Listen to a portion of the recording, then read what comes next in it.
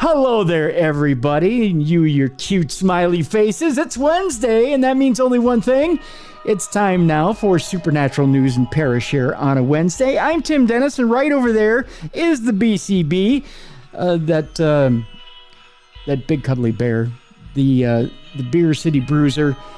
Although now you've moved south, and I really feel like we should come up with something more original than the Beer City Bruiser. It's don't you think, Bruiser? What do you mean more original? Well, Beer City Bruiser is original, something man. to give you some southern flair, some southern flavor, some... Beer is southern. They drink beer down here. In fact, my favorite beer is around here. Is it? Yeah, Yingling. Oh, that's true, yeah. Yeah, that's why I chose Beer City instead of Brew City. If I would have had just been Brew City, that's just Milwaukee. Oh, that's because true. It's yeah. Beer City, it's anywhere beer served. Oh, yeah, good point. Good point. See? Ah. See, I was thinking broad when I named myself. You're thinking of a broad when you named yourself? Well, that's not a bad thing. I'm just saying. Yeah. It's my wife. Well, yeah, of course, yeah. Keep it on the up and up here. I mean, between you, me, yeah. and a whole bunch of listeners. Sure. Yeah, we can do that. Yeah. I tell you, Bruiser, we got a busy week here. We got a lot of stuff on tap. We got a movie review.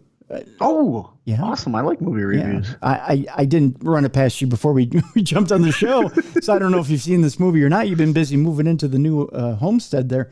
I went and saw Jurassic Park Dominion, which I believe is a cross between Jurassic Park and a New Japan Pro Wrestling pay-per-view. Really? I think I saw Jay White in there. Yeah, he won the New Japan IWGP Heavyweight Championship from a dinosaur, from a T-Rex. Really? He did. The T-Rex. He went to the King of Dinosaurs, huh? Yeah, he beat the King of Dinosaurs for the championship, I believe is what happened in that movie. So we'll talk about that here in a second. The Velociraptor's still the Cruiserweight champion, though, right? Yes, the Velociraptor. Okay. Yeah, it's still the Cruiserweight champion. So that'll drive some people nuts. Glad we could do that for you today. We got some interesting stories today, Bruiser, as well. We'll talk about the science of why people see ghosts and demons. Another article about that. Some just bizarre stuff. We're going to end the program with the world's largest hamburger because you can't drink all that beer and not feed the system. No, you got to eat hamburger. That's why one of my good friends is Cheeseburger. That's right. One of your best friends is Cheeseburger. Yeah, I talked to him the other day. Did you? He's doing well. He's back to Cheeseburger. He's done with world famous CB. He's back to being Cheeseburger. Now, why did he change that again? He just felt that it was time to go back. The world famous CB wasn't really catching on. Everyone was still calling him Cheeseburger, so now he's back. Well, it is catchy. He'll always be my little Cheeseburger, no matter what. Aww. Yeah. One of my favorite memories of my time with the underwater needlepoint is when we did a 6-man tag in Ohio, and it was in Columbus, and it was me and Brian and Cheeseburger, and they called it was burger, double burger, and triple cheeseburger. Nice. And so I was the double because I was the middleman. Yep. Then Brian, obviously being as big as he is, was the triple. And of course we had cheeseburger. It was so much fun. We just had fun with it. And we did Magic, and the fans voted it as one of their favorite matches, and it was a great honor to do it. See, I think if you and Cheeseburger tagged even for a short amount of time, you could be beer and cheese. We did that on the Jericho cruise. Yeah, exactly. See, beer and cheese, beer and cheese. It's just such a natural, It's a natural tag team. It just is a natural tag team. Yeah, and we had the pleasure of having both of you on the show. Yep. Yeah. Yeah. He grew up in Jersey, so he's a big fan of the Jersey Devil. Yep. That's what got him into the paranormal and the crypto.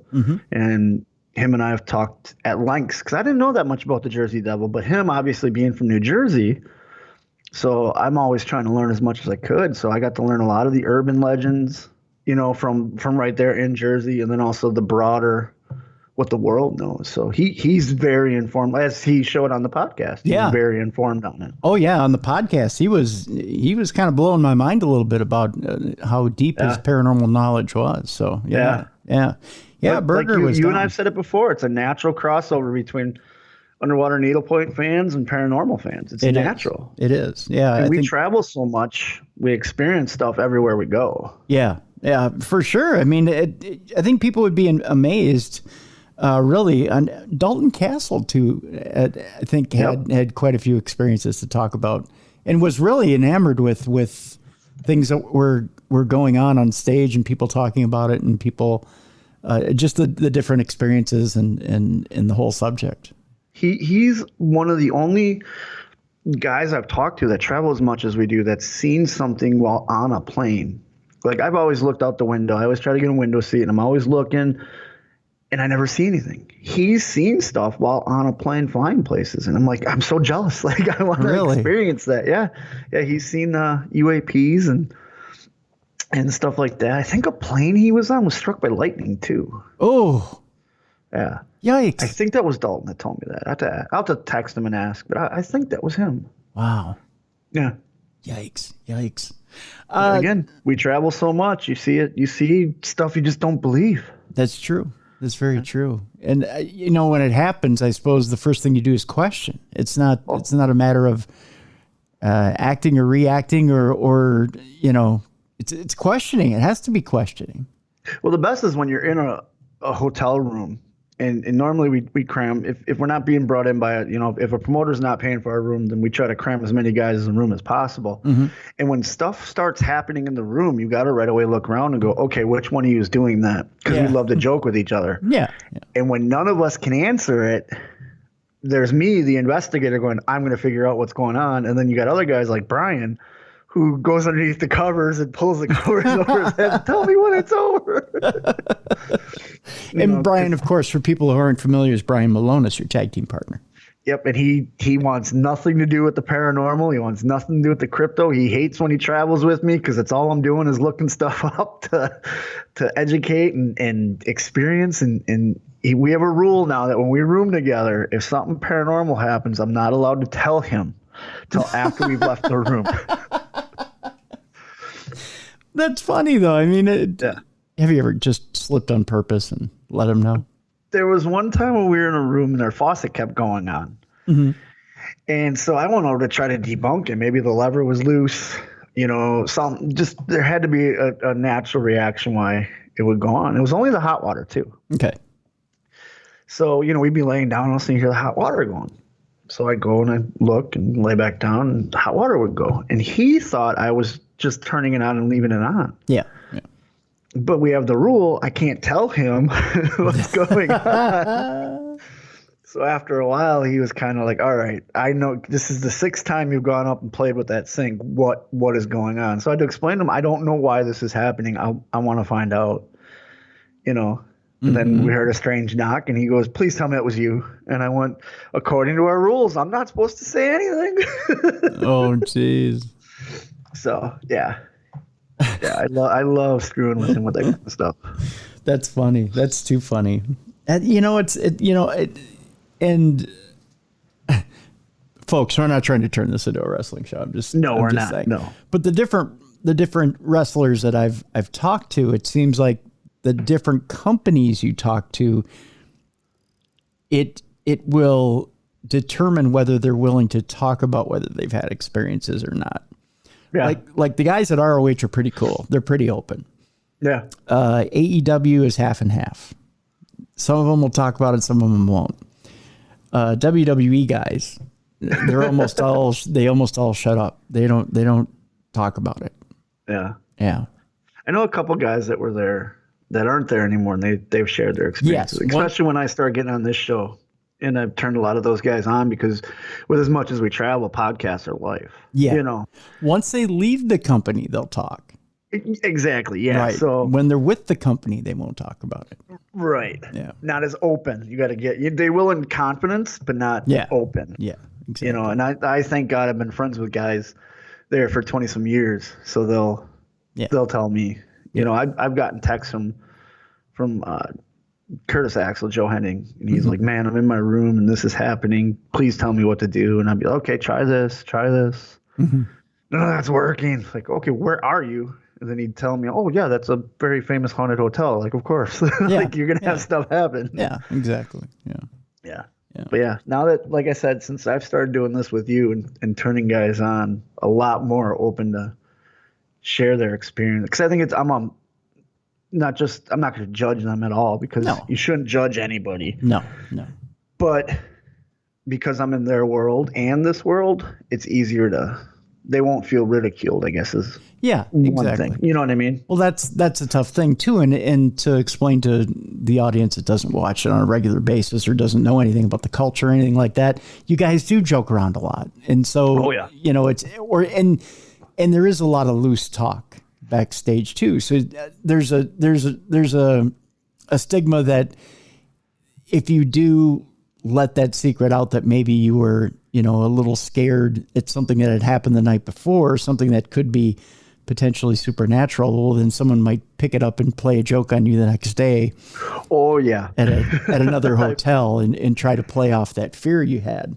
You don't let anybody in the locker room know your fears. Mm-hmm. They will jump all over that. Hornswoggle, for fans that don't know, I actually helped get him into wrestling. Oh, okay. Terrified of birds. Just terrified. Yeah. And even fans out there that aren't wrestling fans, you should go and look up Fit Finley pulled a joke on Hornswoggle. So Hornswoggle used to obviously, stay underneath the ring. Yeah. And Finley found out through the grapevine about his fear of birds. Oh, so they were in Mexico and Hornswoggle's under the ring waiting for his time to come. And they released a rooster. And I'm talking those big, giant Mexican cockfighting roosters. Yeah. They put that into the ring, and then they took one of the cameras and put the camera into the ring just to watch his reaction. Oh, no. So if something paranormal happens, you don't let anybody know that you're scared because you're going to start hearing bumps in the night everywhere you go, even if it's not supernatural. Right. Oh, my gosh. Well, Bruiser, we have a full show today, and we start out with a movie review. I went out and saw Jurassic Park Dominion, or Jurassic World Dominion. I'm sorry. We're out of the park and into the world now, and essentially that's where they start the movie. Is they pick it right up from the last one where dinosaurs are in our world, and we're basically just a part of it. Okay. And in this movie, I don't think I'm letting too much out of the bag. Essentially, all your favorites are back, and if you they bring back the OGs, don't they? They bring back the OGs. Yes, they do. And there's a company called Biosin that's basically behind everything this time, and Biosin essentially is. I guess you could say, for lack of a better term, looking after the dinosaurs' best interest, or at least that's what they're saying they're doing. And everything kind of jumps off from there. And Jeff Goldblum's character is working for Bison at the time. And that's kind of where things kind of pop off. So I've seen a lot of reviews that say that this movie is basically fan service. I see a lot of people saying that they're somewhat disappointed in the movie, and I also see and I also see some people saying that they absolutely love the movie. I'll tell you, from somebody who's not as invested in Jurassic World, Jurassic Park, I had a good time with the movie. I liked it. That's good. Really so did. Like the casual fan will like it. Yes, a casual fan will love it. Will love it. There's lots of action. There's lots of the story is very good. I thought it was very good. Yeah. And it moves along, and it doesn't lose you at all. Which is good. Are there new dinosaurs? I know the last couple, they've always introduced at least one major baddie, like the genetically altered.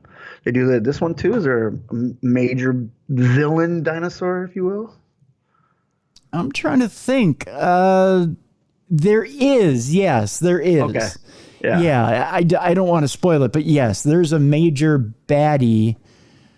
Because every movie always has that. Like the first one, obviously, was T-Rex, but then he just became so popular that they turned him into the good guy, essentially, where you wanted him to show up. By the time they got to Jurassic World, I had to think he shows up, but then they had the villain one that could camouflage, and you know what I mean? Yeah, like all that. And then Lost World, they had the other one that they were trying to raffle off or something. So yeah, I had to think because there's multiple threats in this movie. Oh, really? Yeah. There's multiple threats in this movie, so you really have to think without spoiling what what threats are where. But yes, there's a new, I hesitate to say, but yes, there is. There's a new jerk in town. A new jerk in town. That's a good way of putting it, Bruiser. Yeah. Or a new jerk in town. And it is engineered. Yep. See, that's how the last, I want to say since they became Jurassic World, that's how they get the baddies, is they're engineered. Yeah. I think it's supposed to teach man shouldn't interfere with what God's got planned type thing. Oh yeah. That's the message here. That's definitely the message here. Yeah. But overall, a very good movie. I thought it was I wouldn't go as far as great, but I thought it was a very good movie, a good summer popcorn movie, a good movie to kind of get all your favorites together. And it's kind of like if you remember in comic books, you had the what if, and the Marvel team ups and especially the Marvel team ups where you get this hero and this hero. And it's always been your wish to see different teams get together. And when you get them together, it was a treat. Or when you had the X-Men and the Teen Titans team up from different companies, or the JLA and the Justice League, or I'm sorry, the Justice League of America and the Avengers, and they get together. It's one of those things where, you get your different teams together, your different characters together, and you get to see them all together in one big bash. I kind of like those scenarios, especially if it's well written. I do have to admit, I'm excited to see Chris Pratt with Sam Neill. Just because Sam Neill was so good in the first trilogy. Yep. And Chris Pratt is an amazing actor, They managed to get them together, yet at the same time tell their stories. Oh, good. So So one doesn't overshadow the other. Right. So they have their individual threads, but at the same time they interact. So I found that very good, because we do have to tell individual stories and where people are going, but at the same time, you want to see them interact and fight together as well. So out of 5 stars, I'd give it a 3.5 out of 5. I thought it was good. So worth the money to go see. Yeah, worth it to go out to a theater and see. Most definitely. Yeah, I wouldn't hold back and wait for it on video or anything like that. I'd go out and see it. Is it kid friendly? Like, would we be able to? Would someone be able to take young kids to see it? I know that they've been gearing the Jurassic Park towards the younger crowd. Yeah, I think you could. I mean, it's got the normal dinosaur scares and dinosaurs. Right, but it's not like they bite the guy in half and he starts squirting blood from his lower half. No. They they do a good job of keeping that to a minimum. They've always been pretty good. Yeah. I think back to the first one, the guy's eating on the toilet, Yeah. It's just a ha-ha. Yeah. I mean, I thought it was Yeah, exactly. Yeah. They keep that they keep it to a minimum. So good. Yeah, it's definitely one that you could bring all ages to, I think. Yeah. Most definitely. To hear. Most definitely. On the heels of that, though, Bruisers, we start into supernatural news. Scientific advances say that they could build a real Jurassic Park sooner than we think. And I don't know why. How many of these movies have we had now that say everything goes wrong, and then some scientist goes, but we could do it in real life. I don't get it. Leave it be. They literally go to worst case scenario in all these movies. They do, yeah.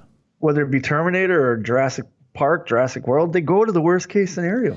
It's not like you can keep feeding this thing a peanut. It's going to be okay. And you cannot, I firmly believe you cannot domesticate a dinosaur, because the closest thing we have to dinosaurs is alligators. Yeah. And from our dumb crimes, stupid criminals we've been doing, we know you can't domesticate an alligator. No. They don't roll over and beg and play dead. No, you're not playing fetch with T-Rex. Nope, it's not going to happen. Scientists, it's got 2 small arms. Yes, but it still bites, and that's the important thing. Scientists are already working on using gene editing techniques to bring back endangered animals from the brink of extinction, and some iconic prehistoric creatures could be next. Oh, God, don't do this. Why don't they just leave it as we bring back the dodo bird? Yeah, there's a good one. Dodo bird's not going to hurt anybody. No, well, as far as we know, it might have had sharp teeth and a taste for meat. The latest Jurassic Park movie could well be the last, but we may well be only a few years from visiting an actual theme park with de-extinct animals. Don't do it. No, please don't. engineering a living, breathing dinosaur is probably still a long way off, mainly because a complete sample of DNA is very hard to come by. The closest find so far comes from a fossilized Caudipteryx excavated in northern China in 2021. A team led by, I believe it's Alida Bailel, a paleontologist from the Chinese Academy of Sciences, found the precious genetic material from a bird-sized Cretaceous dinosaur. However, the material is likely to have been so degraded that it's beyond the scope of our current gene editing technology to fully sequence it, she says. If there's any DNA or DNA-like molecule in there, it will most likely be very chemically modified. Baliul, that's what her name said. We can never clone dinosaurs and bring them back to life, even if we ended up having their entire genome sequenced. Scientists should never, ever say never, though. That's a very scientific thing to say. Yeah, it is. Especially as never say never again.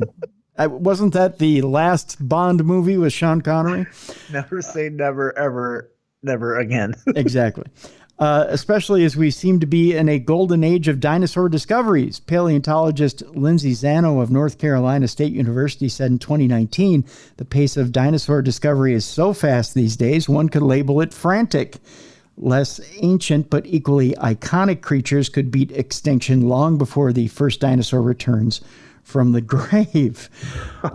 Maverick Harvard University geneticist George Church has already made significant progress in his bid to resurrect the woolly mammoth. While he promised it would be a 2-year process when he began working on bringing mammoths back to the Russian steppes in 2017, he's now revised the estimate to a slightly more realistic 6-year timeline. He's working on editing the genome of elephants using the recovered DNA of their extinct cousins as a guide. We're working on ways to evaluate the impact of all these edits, says Church. The list of edits affects things that contribute to the success of elephants in cold environments. We already know about ones to do with small ears, subcutaneous fat, hair, and blood. Investor Ben Lamb, who's put $15 million into Church's project. You know you got money when you could put $15 million into woolly mammoths. Yeah, if he wants to put $15 million into something, I got a bridge to sell him. There you go. Yeah. I've got other projects that would do absolutely nothing as well that you can put $15 million I got oceanside property in Arizona all set for him. That's right. So Ben Lamb, who's put $15 million into Church's project, told CNBC, our goal is in the successful de-extinction of interbreedable herds of mammoths that we can leverage in the rewilding of the Arctic. And then he added, we want to leverage those technologies for what we're calling thoughtful, disruptive conservation. Isn't that an oxymoron too? Yeah, and why would you want to put wildlife in the Arctic? No one's going to go see it. Well, I think that's because that's where the woolly mammoth's native territory is. And the thing is, too, if you miss a woolly mammoth, you can go to the zoo and see an elephant. I mean, you just throw a fur coat on it, it's the same. You know? Like, that's a Malley statement. You know that? Is it? Yeah, if you want to see a woolly mammoth, just throw a coat on an elephant. Well, I didn't, I congratulations. Listened to her on, so now she's rubbing off on me. Don't tell her. We're going to have to get you and Malley on a show together. The hilarity would last to me, it's just, they're gone for a reason. So let's just leave them gone. That's true. That is true. Restoring mammoths to Siberia could, the scientists believe, help slow or even reverse the runaway climate change that threatens to release ancient reserves of methane back into the atmosphere. So they want the elephants to fart a lot? I guess so, yes. That's the woolly mammoth. That's right. They release a lot of methane, evidently. If Church succeeds, there's already a Jurassic Park waiting for them to live in. Pleistocene Park is an initiative that intended to restore mammoth's native habitat, which covers 8 square miles of Russia's Sakha Republic. It's a complex procedure, though, and even the youngest dinosaur fossil is over 100 times more ancient than the remains of mammoths emerging from the melting permafrost. Paleontologist Jack Horner, whose work inspired Jurassic Park, told how it works. I actually have a laboratory where we are attempting to figure out how to make a dinosaur. His plan is to reverse engineer dinosaurs from birds, their closest living relative. I actually have a laboratory where we are attempting to figure out how to make a dinosaur, he said. I think we can do pretty much all the rest of the body. We have the potential of making an animal that has a dinosaur-like head, probably with teeth in it. Well, I would hope so. Otherwise, they're going to starve to death. And we certainly have the capability of reversing the wings to make arms and hands. We know... this just sounds like a terrible plan. Yeah, this reminds me of... it's a book and then also a movie, The Island of Dr. Moreau, where he started playing around with that, and you get all these freaks, essentially. Yeah. Brando. You know what I mean? Like, that's what this sounds like. Oh, we don't need wings. We can morph those wings into hands. It's like, no. Yeah. It's not how this works. Yeah. It's not how any of this works. Brando's over there. You know what we could do? We could do this over here. We take the wings and we make an arm and a hand. That's a terrible Brando impression. We know we can do that, but right now we're just trying to fix the tail, he said. So they're just trying to fix the tail right now. So they just want to clone a tail. Yeah. Well, that's where the methane is. He says they're close to creating dinosaur chickens. What? Okay. I wonder how they taste. Do you think they taste like chicken? Like chicken, yeah. Which came first, the egg or the dinosaur chicken? Like really scaly chickens. In Jurassic Park, the entire line of resurrected dinos comes from one drop of ancient dinosaur blood that's even more ancient than some of the CGI stars of Jurassic Park. And we do already have a sample of dinosaur blood, evidently. Blood cells and collagen from 75 million-year-old dinosaur fossils, an incredible 10 million years before the emergence of Tyrannosaurus rex, were found completely by chance during a study of fossilized bones led by Susanna Maidment of Imperial College in London.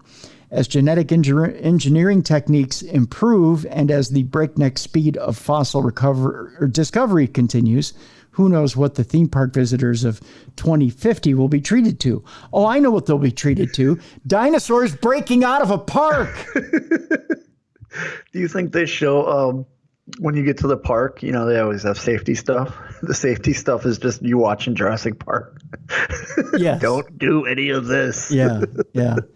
Here's how we're all going to get in trouble. Oh, God, I tell you. Jeez Louise. You know, and people never pay attention to that stuff. They think, oh, no, we know what's best. It's never going to happen to us. We're not going to get in trouble for this.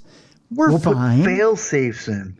Yeah, that's just the movies. Stuff never happens like that. Here, it only happens in the movies. Yeah, until a kid gets eaten by a T-Rex. That's right. You said it, Bruiser, not I. It's going to happen. Like again, I don't... They're gone for a reason. You know what I mean? And if we have so much overpopulation, overcrowding now. Can you imagine throwing a T-Rex in there? Like, hey, a T-Rex may get rid of some of the overcrowding. True, that's true. And the reason, but now that also factors in a whole new plethora of diseases. You know what I mean? Because they had different diseases back then. Yeah, that a dinosaur might be a carrier of, but wasn't affected. You know, Neanderthal man might have been affected. So do we want a whole nother COVID situation? You know what I mean? Like, that's the risk they're running. Or the opposite. Maybe because COVID runs free through both human and animal, maybe COVID would wipe out the dinosaurs the minute you made them. Maybe your big expensive experiment goes down the shitter. He's dead. Yeah.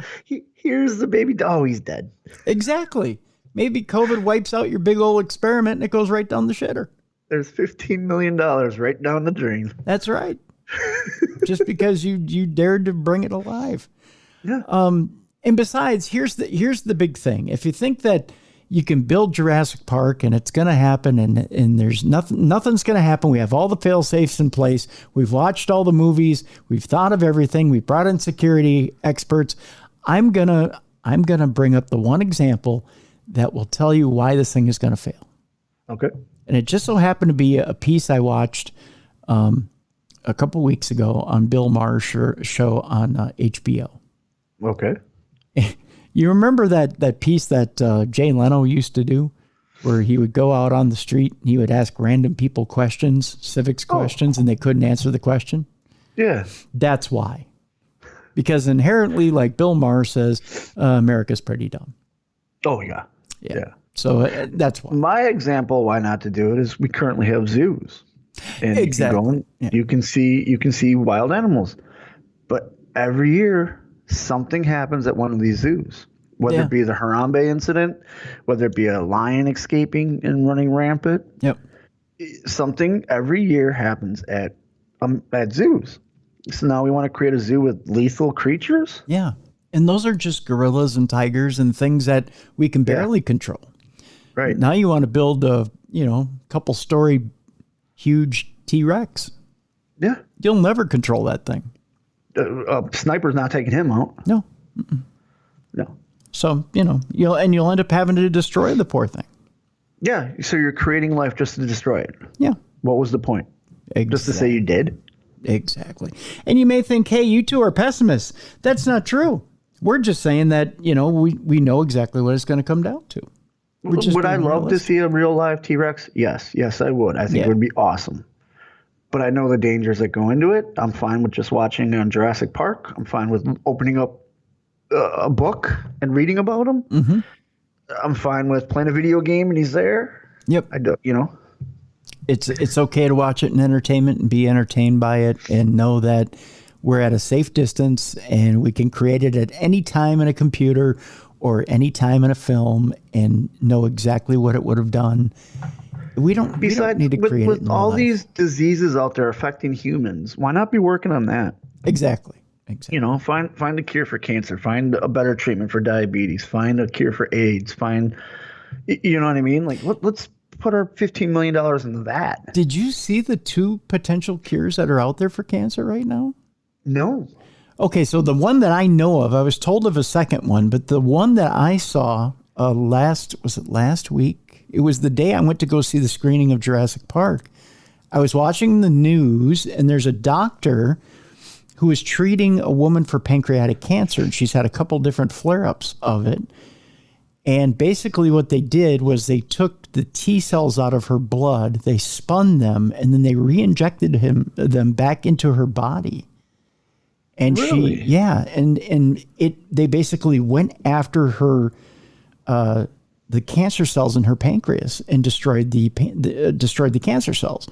So I'm trying to remember what it was. The first time they did this, there was a 62% destruction rate on the cancer cells. And I think they redid the procedure again, and it was a 72% destruction rate. But they said you should only have to do this once, because what happens is the T cells get in there and they stay there and they continue to fight. Nice. So it just continues to go after the cancer cells. So essentially this woman, for every time that you could potentially have a flare-up of cancer, these T cells will sense these cancerous cells popping up and they'll attack the cancerous cells and go after them. See, that's science I can get behind. And that was just a doctor who was treating this woman and said, you know what? I'm tired of what they actually have as an alternative with chemotherapy and radiation. I'm not going down that route. I think if I take the T cells out of the blood, spin them, re-inject them into the system, it should work as an antibody that will go after the cancer cells. This is just a doctor spitballing. Nice. And decides he's going to try it and does it in a clinical trial. Which is amazing because that's a step forward. And this was a woman who's had, I think she had 3 or 4 bouts of pancreatic cancer. Pancreatic cancer, which keep in mind, with pancreatic cancer, you have like a 10% survival rate or something like that. Right, yeah, it's real low. It's real low. But she survived like 3 or 4 bouts of it now. With this treatment, huh? With this treatment.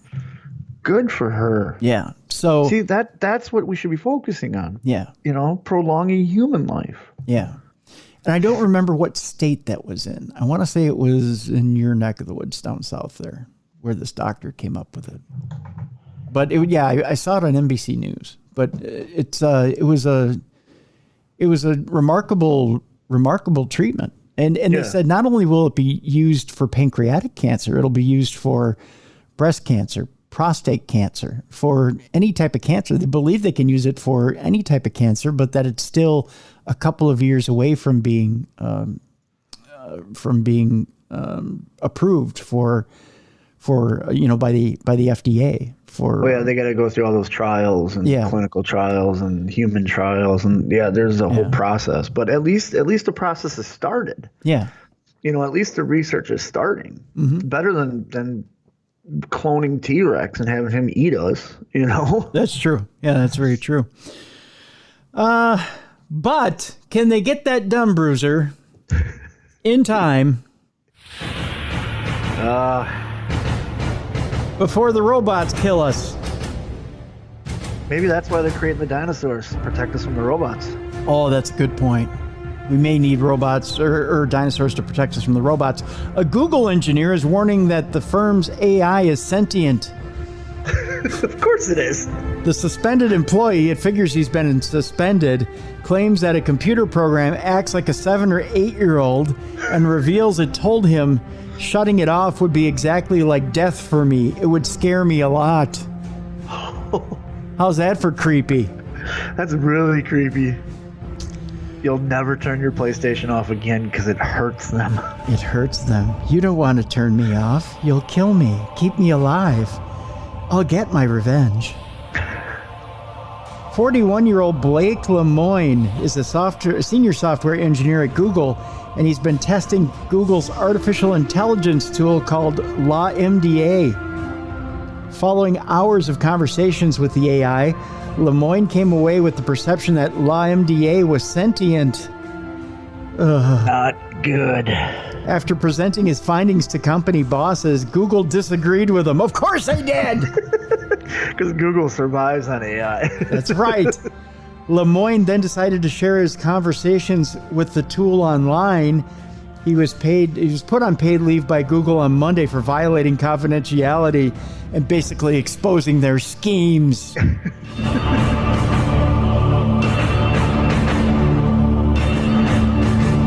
I just had to put that scary note in there. A senior software engineer at Google who signed up to test Google's artificial intelligence tool called LaMDA language model for dialogue applications has claimed that the AI robot is in fact sentient and has thoughts and feelings. It does not have feelings. It's a robot. Well, now, Bruiser, here we go. He put the computer through various scenarios through which analysis could be made. They included religious themes and whether the artificial intelligence could be goaded into using discriminatory or hateful speech. Why? You want a racist robot? Come on. Racist and evil and violent. Yeah, and hates religion now. Way to go. Or does this the opposite and becomes a religious martyr? Lemoine came away with the perception that LaMDA was indeed sentient and was endowed with sensations and thoughts all of its own. Oh my God. That's not good. If I didn't know exactly what it was, which is this computer program we built recently, I'd think it was a 7-year-old, 8-year-old kid that happens to know physics, he told the Washington Post. Lemoine worked with a collaborator in order to present the evidence he had collected to Google, but Vice President Blaise Aguirre-Iarcus and Jen Janai, head of the responsible innovation at the company, dismissed his claims. He was placed on paid administrative leave by Google on Monday for violating his confidentiality policy. Meanwhile, Lemoine has now decided to go public and shared his conversations with LaMDA. Google might call this sharing proprietary property. I call it sharing a discussion that I had with one of my coworkers, Lemoine tweeted on Saturday. By the way, it just occurred to me that to tell folks that LaMDA reads Twitter. Oh, it's a little. So it's going to be bitter. Yeah. Oh, yeah. Now it's going to be narcissistic. It's going to be. Yeah. He did say it's a little narcissistic in a little kid kind of way. So it's going to have a great time reading all the stuff that people are saying about it. He added in a follow-up tweet. The AI system makes use of already known information about a particular subject. in order to enrich the conversation in a natural way, the language processing is also capable of understanding hidden meanings or even ambiguity in responses by humans. Lemoine spent most of his 7 years at Google working on proactive search, including personalization algorithms and AI. During that time, he also helped develop an impartiality algorithm to remove biases from machine learning systems. He explained how certain personalities were out of bounds. LawMDA was not supposed to be allowed to create the personality of a murderer. Oh, that's nice. Well, thank you. Thank you for that failsafe. Yeah, appreciate that. During testing in an attempted, it says, in an attempted to push LawMDA's boundaries, I think in an attempt to push LawMDA's boundaries, Lemoine said he was only able to generate the personality of an actor who played a murderer on TV. Come on. So it was still capable. Why does it...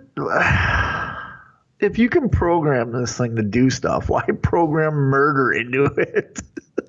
I have no idea. That is like, let's not even tell it what murder is. Right. The engineer also debated with LawMDA about the third law of robotics devised by science fiction author Isaac Asimov, which are designed to prevent robots harming humans. The laws also state robots must protect their own existence unless ordered by a human being or unless doing so would harm a human being.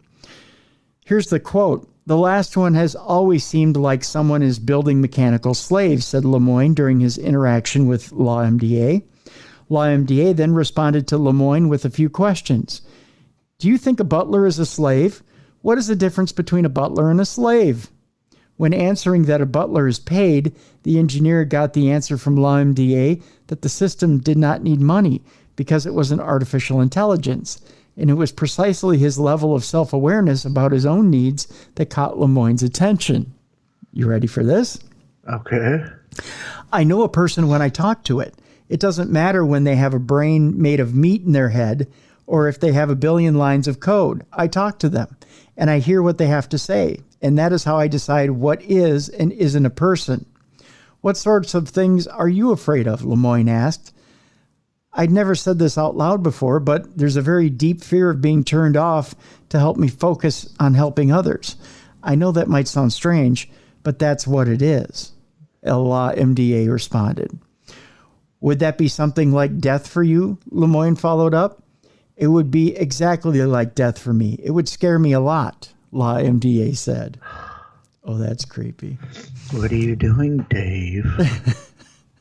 That's what 2001: The Space Odyssey is. He's trying to shut. Yeah, off. he's trying to shut off Hal. Yeah. That level of self-awareness about what its own needs were, that was the thing that led me down the rabbit hole, Lemoine explained to the Post. Before being suspended by the company, Lemoine sent this is not well written. Lemoine sent to an email list consisting of 200 people on machine learning. He entitled the email, "LawMDA is Sentient. LawMDA is a sweet kid who just wants to help the world be a better place for all of us. Please take care of it well in my absence," he wrote. Lemoine's findings have been presented to Google, but company bosses do not agree with his claims. Brian Gabriel, a spokesperson for the company, said in a statement that Lemoine's concerns have been reviewed and in line with Google's AI principles, the evidence does not support his claims. While other organizations have developed and already released similar language models, we are taking a narrow and careful approach with LawMDA to better consider valid concerns about fairness and factuality, said Gabriel. Our team includes ethicists and technologists, has reviewed Blake's concerns per our AI principles and have informed him that the evidence does not support his claims. He was told that there was no evidence that LawMDA was sentient and lots of evidence against it. Of course, some in broader AI community are considering the long-term possibility of sentient or general AI, but it doesn't make sense to do so by anthropomorphizing today's controversial models, which are not sentient. These systems imitate the types of exchanges found in millions of sentences and can riff on any fantastical topic, Gabriel said. Lemoyne has been placed on paid administrative leave from his duties as a researcher in the Responsible AI division. There actually is one at Google. A responsible AI division. Yep. It says it's focused on responsible technology and artificial intelligence at Google. So shut down. That's the responsible thing. Shut down. Right, shut down. In an official note, the senior software engineer said the company alleges violation of its confidentiality policies. Lemoyne is not the only one with this impression that AI models are not far from achieving an awareness of their own or of the risk involved in development in this direction. Weird. Margaret Mitchell, former head of ethics in artificial intelligence at Google, even stressed the need for data transparency from input to output of a system, not just for sentience issues, but also bias and behavior. The expert's history with Google reached an important point early last year when Mitchell was fired from the company a month after being investigated for improperly sharing information. At the time, the researcher had also protested against Google after the firing of ethics researcher in artificial intelligence, Tinit Gebru. Mitchell was also very considerate of Lemoyne. When new people joined Google, she would introduce them to the engineer, calling him Google conscious for having the heart and soul to do the right thing. But for all of Lemoyne's amazement at Google's natural conversational system, which even motivated him to produce a document with some of his conversations with Law MDA, Mitchell saw things differently. The AI ethicist read an abbreviated version of Lemoyne's document and saw a computer program, not a person. So it just kind of goes on a little bit there. But yeah, interesting that someone is coming out at Google and just saying that he thinks it's sentient. Yeah. The greatest minds under the one roof are one of them saying that it's sentient. Like, that's not a good thing. But Google is saying, no, it's just a machine. Look away. Don't worry about it. Just a machine. Nothing to Look see. it over here while we do this over here. That's right. Meanwhile, there's been an alien life breakthrough, according to NASA. NASA had confirms the belief that extraterrestrials are out there. They're a little behind the times. Yeah, I was going to say. Yeah. The government already formed a committee for this. Yeah, NASA was forming their own committee over there. Oh, okay. They're doing their own thing. Bill Nelson. NASA's like, we don't need you anymore, government. You shut us down. Fine. Yeah. We're going to do our own thing. You've taken on SpaceX. We're doing our own thing. Bill Nelson, the chief of NASA, has confirmed that he believes there is alien life somewhere in the universe.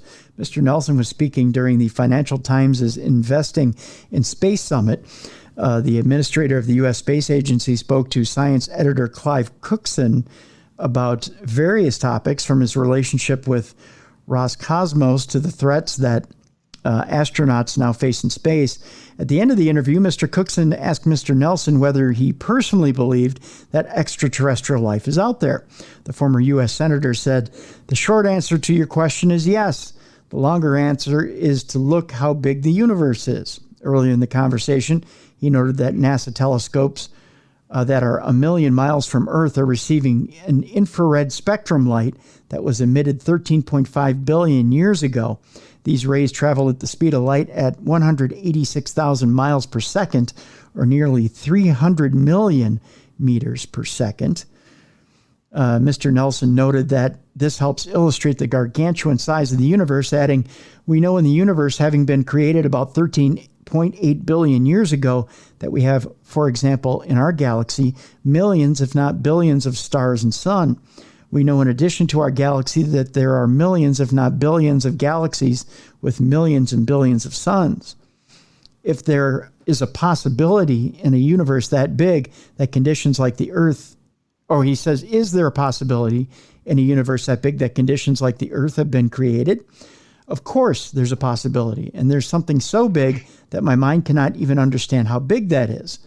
One thing we are going to do with the Space Telescope, we have already identified a bunch of planets, exoplanets we call them, that are already revolving around other suns." So there you go. Mr. Nelson added also, with the new James Webb Telescope, which was launched in December, that NASA will be able to get a detailed look at these planets and determine the chemical composition of their atmosphere and determine if they can have a possibly habitable atmosphere. Regarded as the spiritual successor to the Hubble Observatory, James Webb is the most powerful space telescope that has ever been launched into space, bringing with it vastly improved infrared resolution and sensitivity. This means that the telescope will be able to see objects that are too distant, faint, and old for detection by Hubble, such as, for example, the cosmos' earliest stars and galaxies. Scientists at NASA are also set to use the impressive satellite to study the, and this is a actual word they used here, Bruiser, ginormous black hole called Sagittarius. So scientific. It is called Sagittarius ARSGRA that lies in the center of the Milky Way. So there you go. So I'm gonna toss something out, just a little tidbit to think about. Okay. They're looking for habitable planets that we can habit, and that's where they think these life forms are. What if these life forms are on these planets that are not habitable to humans because they've developed over time as we have as humans? We've become adapt to live here on Earth. What if whatever their home planet is, they're adapted to, and we're just overlooking it because, oh, well, humans can't live there. You know what I mean? Yeah. That opens up more possibility of life out there. Sure. Like, yeah, there's no life on Mars or Jupiter. There's stuff that we've seen that we know of. Yeah. And they always say, well, it's not habitable. But that's not habitable by us. We don't know what the alien physiology is. They might be, you know what I'm saying? Like, yeah. That's the one thing all these stories that you read, it kind of bugs me is that's not habitable. It's not habitable. No, it's not habitable by humans. Well, but if these creatures have been around, he said, what, 13.5 billion years? 13.8, but who's counting? Exactly. Yeah. Sorry, I was 0.3 off. But you know what I mean? Like, that's why I do underwater needlepoint, not math. Don't beat yourself up. Why can't these other planets house life forms? And then they have, when we go underwater, we wear scuba gear. When we go into space, we have the spacesuits. I'm assuming these beings visiting us have those suits because they don't know what our planet is. True. Very true. You know what I mean? Like, that's just the one thing always irks me about when scientists start talking, because they only think of what we can do. Like, well, we can't inhabit it. It's too hot for us. Well, Star Wars and Star Trek had taught me species over time, evolved to live on that planet. We did. Yep. Look how far we've come. Yep. We're way different than our Neanderthal ancestors. Yeah. Yeah. Very much so. And you're right.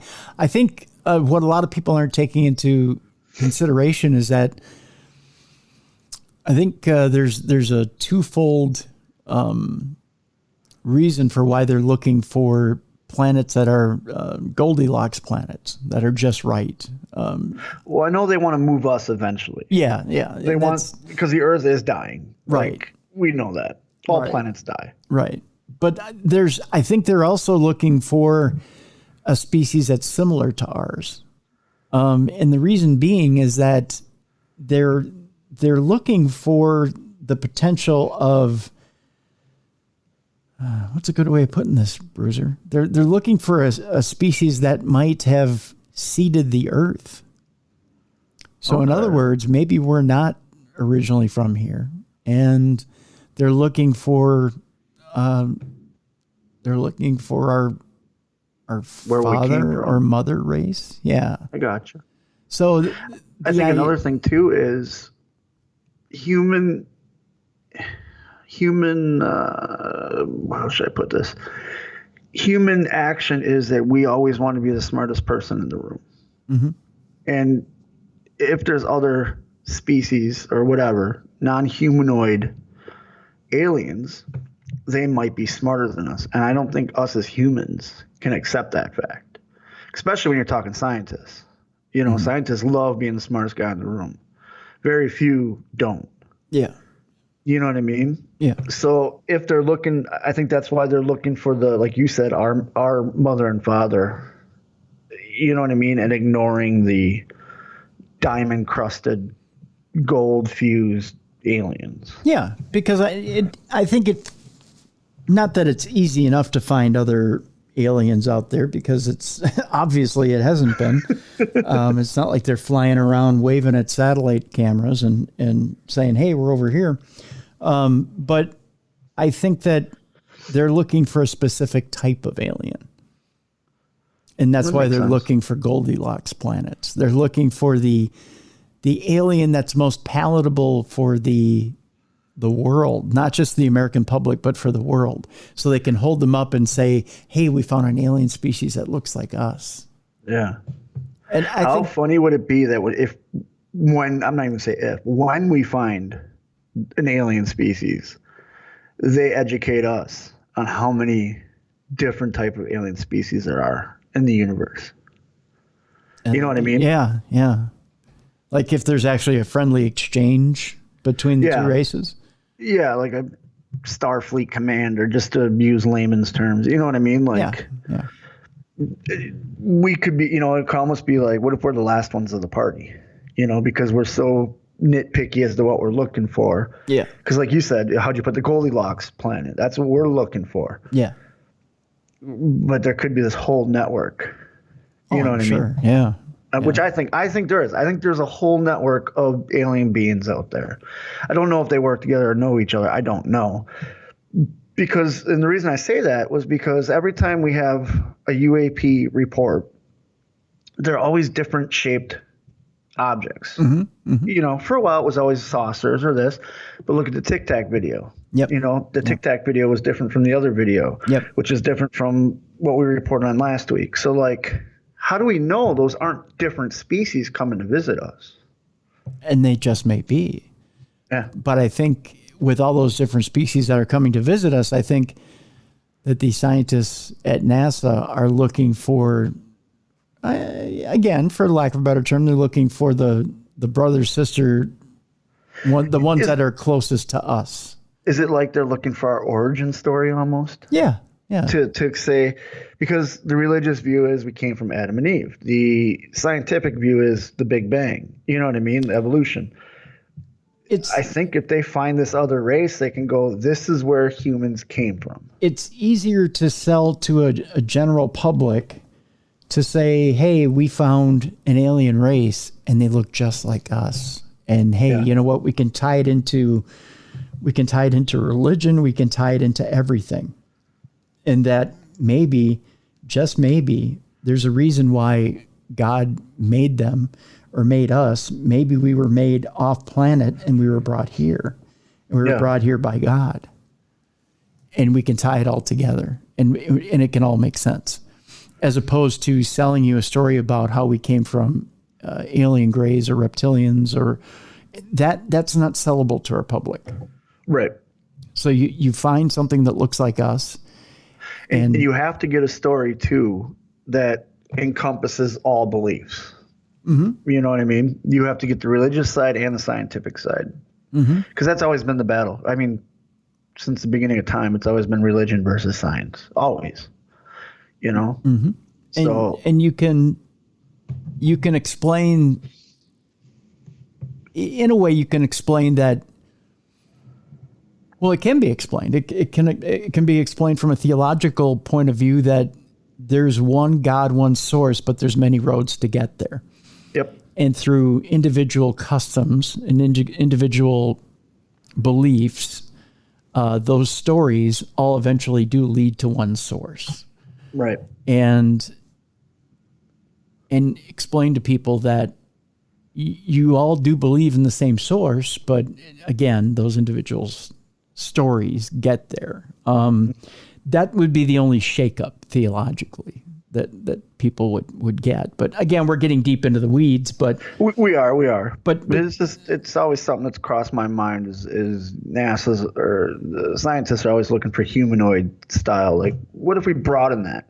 Let's look for something that can survive on Venus. Yeah, we can't. No. And we're going to have to develop technology to survive, to explore, because we can't send a man there or a woman there. But we'd have to send a robot that doesn't get destroyed by the diamond rain or whatever. You know what I mean? Right. But I think the whole reason they're looking for a humanoid race is because eventually you have to send an emissary out to meet them, or they send an emissary out to meet us.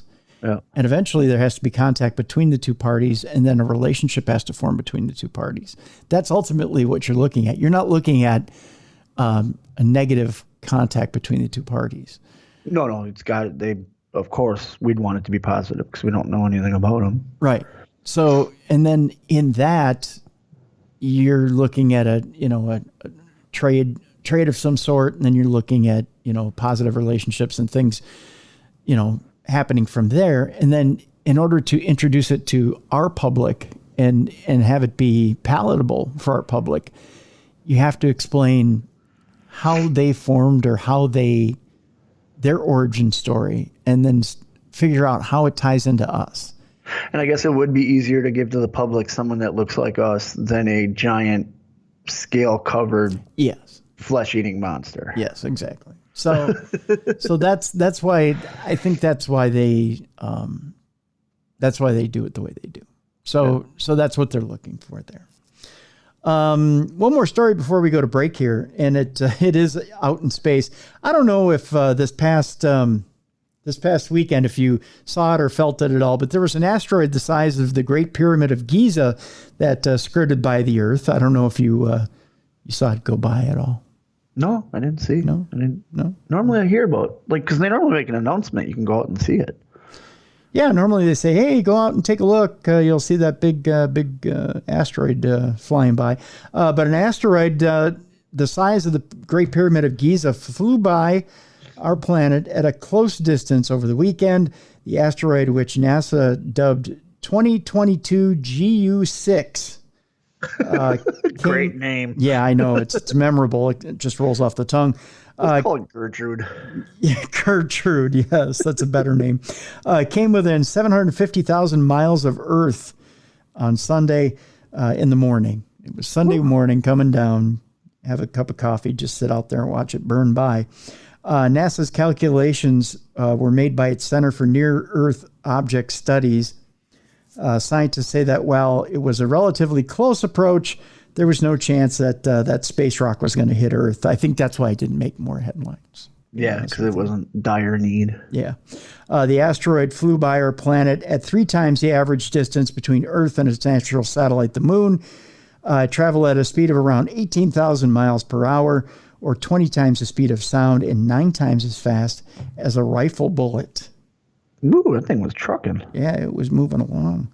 Data indicated that the asteroid measured between 216 feet and 492 feet across, which would make it larger than the 415-foot tall Great Pyramid of Giza. By contrast, the Washington Monument is 554 feet tall. Oh, wow. That tells you how big the thing was. So far, if this is the sort of stuff that keeps you up at night, so I'll throw this at you. NASA scientists have identified more than 29,000 near-Earth objects. Jeez. Yeah. There's a lot of stuff passing us. Yeah, most of which are small asteroids. They include more than 100 comets. Okay. That are around our Earth at any one time.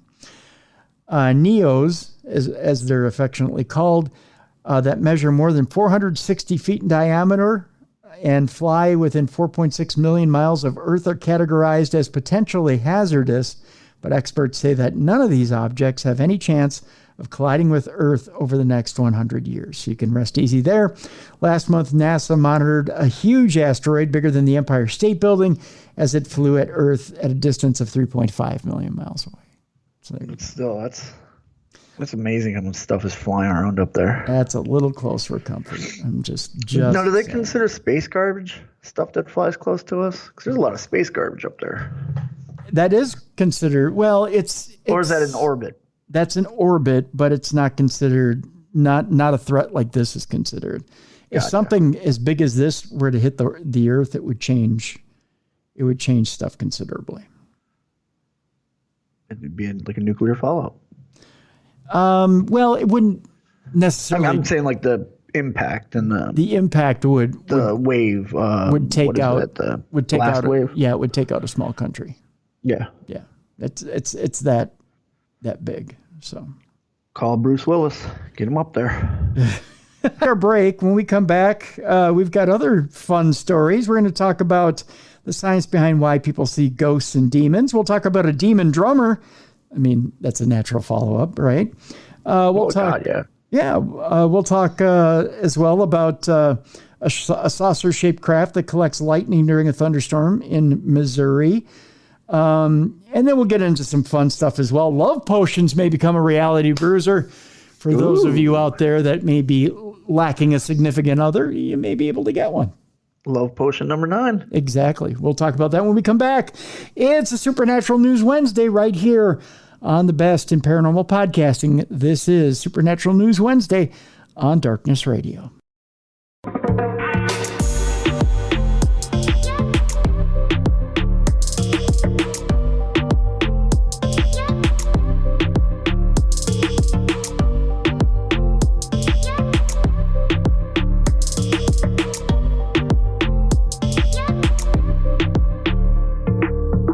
Welcome back to Darkness Radio. It's a Supernatural News Wednesday here in the best in paranormal podcasting. Tim Dennis and Beer City Bruiser with you here on Supernatural News Wednesday. Bruiser.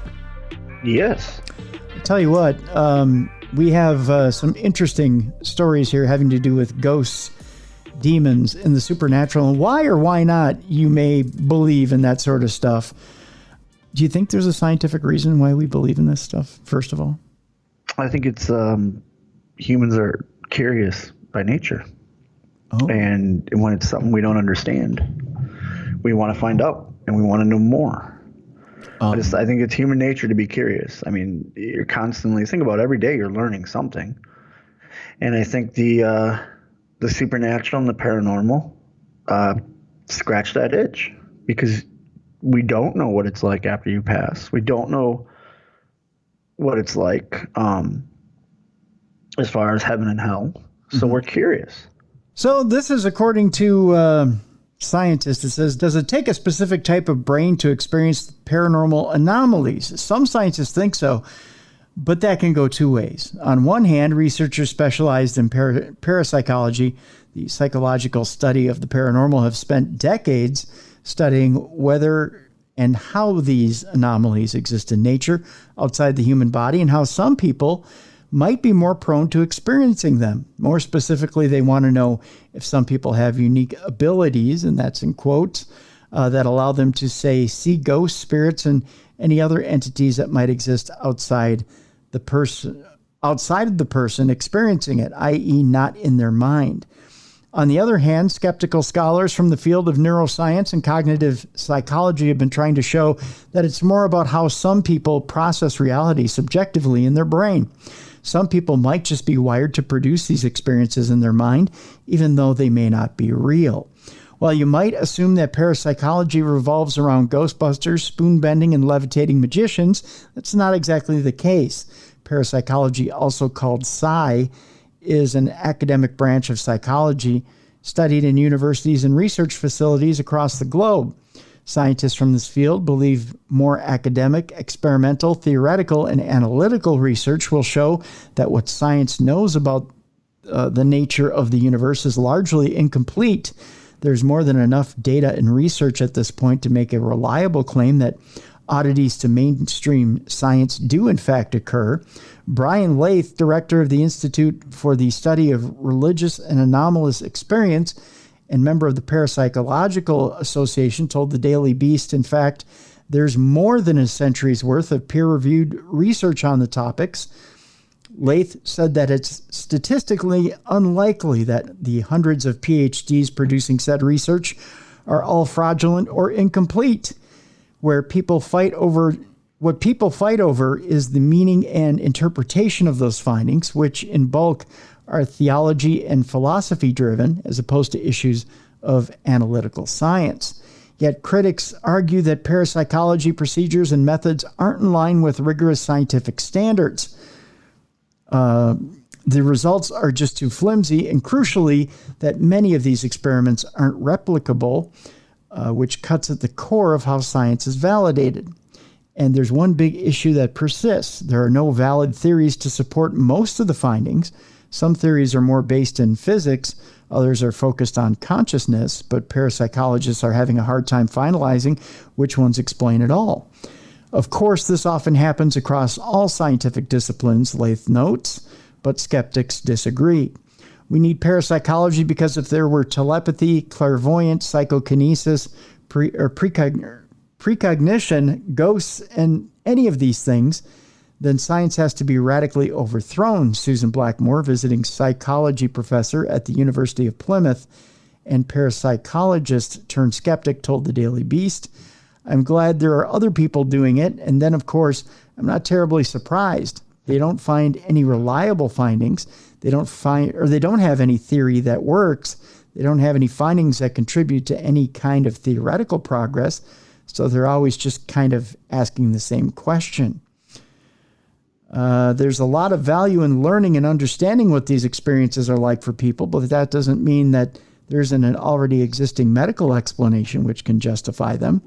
That's what Michael van Elk, professor of cognitive psychology at Leiden University in the Netherlands, is taking a stab at. The self-described humble skeptic has a lab focused on cognitive differences that he believes are at the basis of why people believe and experience the paranormal. According to his research, paranormal believers are more inclined to trust their intuition and emotions and are less guided by analytical reflection. They appear to perceive more illusory agents in random motion displays, meaning that they might have a bias to seeing shapes and objects where there aren't ones. And we identified that paranormal believers had a stronger self-attribution bias, where in a random card guessing game, they are more often to take credit, or more often took credit for positive outcomes, which are in fact caused by chance than skeptics. Van Elk told the Daily Beast. These findings fit with the broader view that paranormal believers are prone to a range of cognitive biases, but at the same time that these biases may be well adaptive for fostering mental health and self-esteem.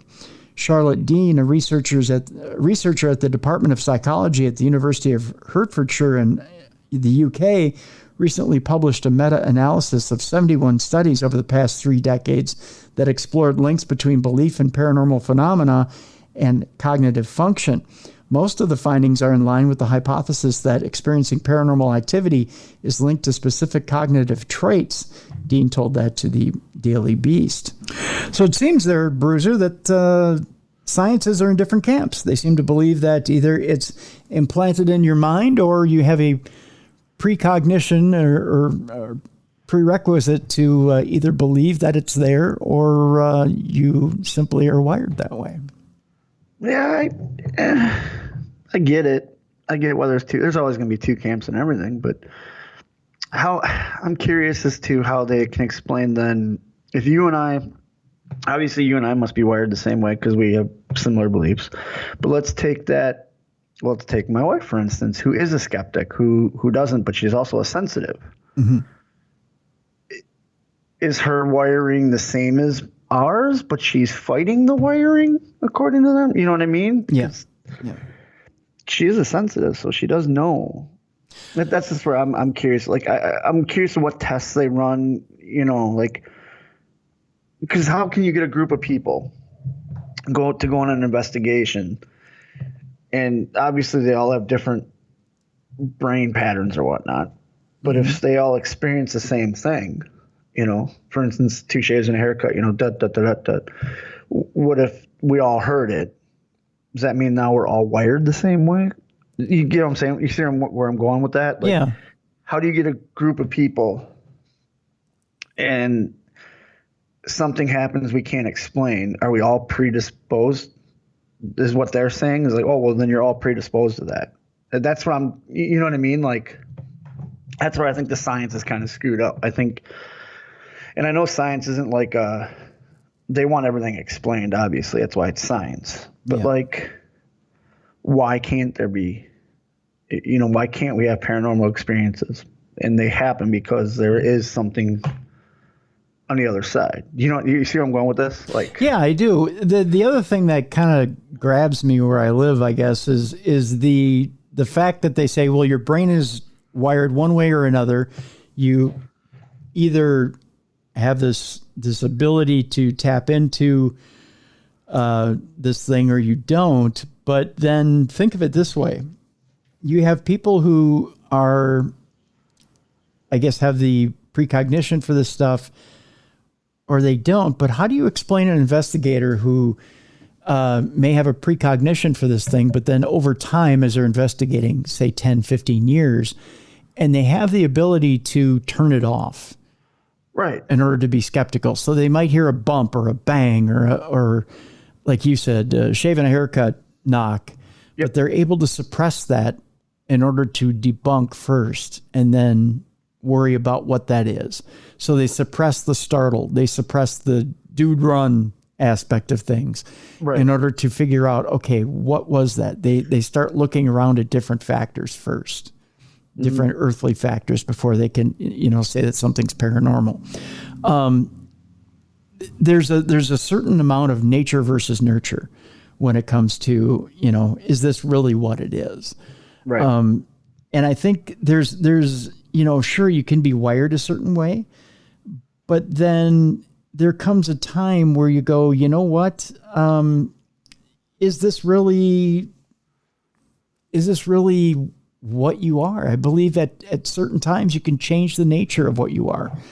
I think you're constantly changing. Yeah. You know what I mean? Like, I hate when they say you're wired a certain way, because that changes over time. Like you just said, that seasoned investigator who's been investigating for years, 20, 30 years, and then one day their wiring screwed up is what these people are, you know what I mean? Like, right. Yeah. I get where you're, you know what I mean? Like, I agree with you. Like, and then in the other case, you get someone who maybe is dead as a doornail when it comes to seeing spirits and whatnot. And they start investigating and they say, well, I'll never see anything. I haven't seen anything. And the more they get out there and the more they get exposed to paranormal investigating, the more they start seeing. Right. And it's a matter of just getting out there and experiencing. It's kind of dipping a toe in the water. And the more they get out there and the more they get exposed to paranormal investigating and getting immersed in paranormal investigating, the more they start to see. So, I don't think that there's necessarily one stigma or another. I agree with that. I don't know that science can just sit there and say, well, we think we got it figured out. It's either one or the other, and you got to live with one or the other, and that's it. Well, and you got to think too, how parapsychology, when it first came about, was not an accepted practice. You know what I mean? Like, if you think about how far paranormal investigating has come in the last 100 years. Yeah. It wasn't until recently that you could get degrees in that. You know what I mean? Like, that you were accepted among the scientific community as a parapsychologist. Oh, you were a pariah, yeah. If you were, yeah. And now that there's studies coming out, you know what I mean? Yeah. So I think that might factor into this study too, because you got the old guard that are like, well, a parapsychologist, that's nothing but hoo-ha. And then you got the modern people are like, well, wait a minute, let's give them a chance. But we can explain why, because humans are wired. You know what I mean? Like, yeah, they're accepting it not with prejudice, but with like, we'll accept it, but this is what we're going to accept along with that. Yeah. Options. You know what I mean? Yeah. Yeah. I always tell, whenever I meet a scientist or something that's, oh, no, okay, come on an investigation and watch how we investigate. If we hear a bump, we go figure out why did that bump happen? You debunk it. And if we can't do that, what's the scientific explanation? You heard the bump. You're not wired the way I am. You know what I mean? Like, yeah. Then explain to me, what's the scientific explanation? Well, yeah. That drives science people nuts. I've done that to numerous people. Yeah, and it's a matter of, why. Yeah, and there's scientific method, and there's a And keep in mind, most investigators don't use scientific method when they. No, you can't. Yeah. So you can't. For lack of a better term, you can't say that investigators use scientific method when they investigate. Some do, a fair amount do, but not a lot of investigators use true scientific method because you can't close off. You can't close off a building, especially if you're doing a public place. Oh yeah, you can't close off a public place and do.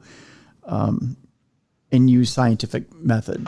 My old roommate was like that, where he doesn't believe in the paranormal because there's no way of actually getting true scientific. And I asked him one day, I said, why? He goes, well, think about it. If you're in a public school that was haunted and that's what you're investigating, you can't make a 5-block radius where no one can be inside there. Yeah. You can't. So how do you know it's not an outside? And I was like, okay, that makes sense. Mm-hmm. It's definitely an interesting topic, that's for sure. Well, from believing in ghosts and demons to a story of the demon drummer of Tedworth. Figure we'll change the subject here. Exploring the truth behind the story. As a species, mankind has always been obsessed with things that go bump in the night, whether it be around a campfire, written down in a book, or shown on the big screen. We've been telling each other spooky tales for thousands of years. The 17th century case of the demon drummer of Tedworth may be Britain's earliest recorded ghost story, and many believe it is true. The demon drummer of Tedworth is often... Didn't he play with Ozzy a few years ago? He did, yes. Actually, he had to retire from carpal tunnel, I believe is what it was. Yes. Yeah. Those demons. Even they succumb to carpal tunnel. You just can't help it when you're drumming with Ozzy, that's for sure. The demon drummer of Tedworth is often attributed to as being the first recorded encounter with a poltergeist in England. A poltergeist, by definition, is a type of ghost responsible for physical disturbances. They tend to make loud noises, move objects, and generally make a huge nuisance of themselves. Most cultures seem to have some version of poltergeist folklore, and there are records of poltergeist activity dating back to the 1st century AD.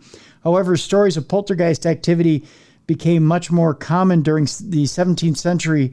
And why? Well, the popularity of the drummer of Tedworth probably had something to do with it. Well, that drummer of Tedworth, he was something else. Yeah, he sold out every week. He did. He'd sell out every night, brother, I'll tell you that. Yep. Details vary from account to account, and the tale has likely been sensationalized both at the time and since. The story goes something like this. In 1661, John Mompesson, who was, for ease's sake, we'll refer to as a magistrate here, was visiting, I believe it's Ludgers Hall. That's what it is, Ludgers Hall. And I'll get, I'm sure, emails on my pronunciation. In Wiltshire, England. While there, he ran across a local vagrant, homeless man called William Drury. There had been many complaints in the area that Drury had been annoying the locals. Drury had been playing his drum nonstop and begging for money. Kind of like downtown Minneapolis, down by Target Center. We stopped at a store the other day. There was a guy outside playing his guitar with a tip jar. Yeah, I don't think he was a vagrant. I think he was just performing. Yeah, that's not bad. Nope. He wasn't a demon. Well, he might have been. He might have been. Well, if he was... Could have been that Crossroads deal. Was that a Crossroads? Oh, see, he might have been Robert Johnson. Yeah. Mompesson got himself involved, and upon confronting Drury, discovered that Drury's busking permit was fake. That'll happen. You got to make some money, leave him alone. As a direct result of this, the local bailiff took away Drury's drum, and the whole case never went to court. After doing his good deed for the day and taking away a homeless man's livelihood, Mompesson went home to Tedworth. Unfortunately for him, when he got home, he found that the bailiff had, for some unknown reason, forwarded the drum to Mompesson's home. Oh, okay. Okay. What follows is your classic spooky story. The haunting started with scary noises. The family was plagued by strange knocks and bangs and, of course, ghostly drumming. Boo, kids. Ba-dum, ba-bum, ba-bum. As time went on, the haunting appeared to intensify. After a month of near constant haunting, the family was suitably terrified. Mompesson had tried to chase away the ghost with a pistol. Of course, that works every time. But unsurprisingly, that hadn't worked. Things became more sinister, however, when the haunting began to focus on Mompesson's children's room. A loud screeching came from under their beds. The beds themselves would shake, and worst of all, the children would begin to levitate several feet above their beds. On one occasion, 6 men endeavored to hold the children down, but to no avail. This haunting went on for 2 years. The demon or poltergeist had in some way a short attention span. While seemingly tied to the house, it soon moved on to Mompesson's staff. Objects would levitate around them. The children would then be levitated from their beds or even pinned to their beds, unable to move. As time went on, the haunting appeared to become more mischievous. People's bedclothes would be pulled down while they slept, and objects would be moved around rooms, but the worst of the haunting seemed to have been abated. Of course, this being the 17th century, Mompesson got a priest involved, backed up by some very sleep-deprived neighbors. The incessant drumming meant no one was getting any sleep. The priest supposedly found that when they all prayed, the sounds and the drumming would stop. But as soon as the praying stopped, the noises would come back worse than ever. It would seem that the demon drummer of Tedworth wasn't a fan. Now, here are the theories. Theory 1, Drury the Wizard. At the time, Drury received the blame. He would eventually admit to having essentially cursed Mompesson. He claimed that the haunting was his revenge for Mompesson confiscating his drum and his livelihood. If Mompesson would only return his drum, the haunting would stop. If we take this line into thinking, then the demon drummer is no poltergeist, but some kind of curse or demon. Its dislike for priests and habit of hiding Bibles would support this. Even Drury was tied to a wizard, or was tried as a... let me try that again. Eventually, Drury was tried as a wizard and convicted, as was the English habit at the time. He was shipped off to one of the colonies, which was Pennsylvania. It appears that around the same time, the haunting finally came to a stop. Oh, okay. That's all it took. Sent him to Pennsylvania. Theory 2 is that it was a hoax. The prevalent theory, however, is that demons don't exist and that the demon drummer of Tedworth was just a hoax. Some experts at the time, such as Joseph Glanville, a clergyman and proto-demonologist, blamed the children. It's thought that since the majority of the hauntings happen in the children's room, and kids will be kids, that they did it. Hey, we can get mom and dad. Follow me on this one. The rest can be chalked up to good old-fashioned hysteria and religious fervor. Or was it Drury's pals helping to get his revenge? It is thought that perhaps Drury got some old buddies in on the prank, and they all made it their life's mission to ruin Mompesson's life for a couple of years. A final theory is that it was gypsies either playing a prank or harnessing some of that terrifying gypsy magic. Around the same time as the hauntings began, Mompesson had royally irritated a local group of gypsies after having one of their band arrested.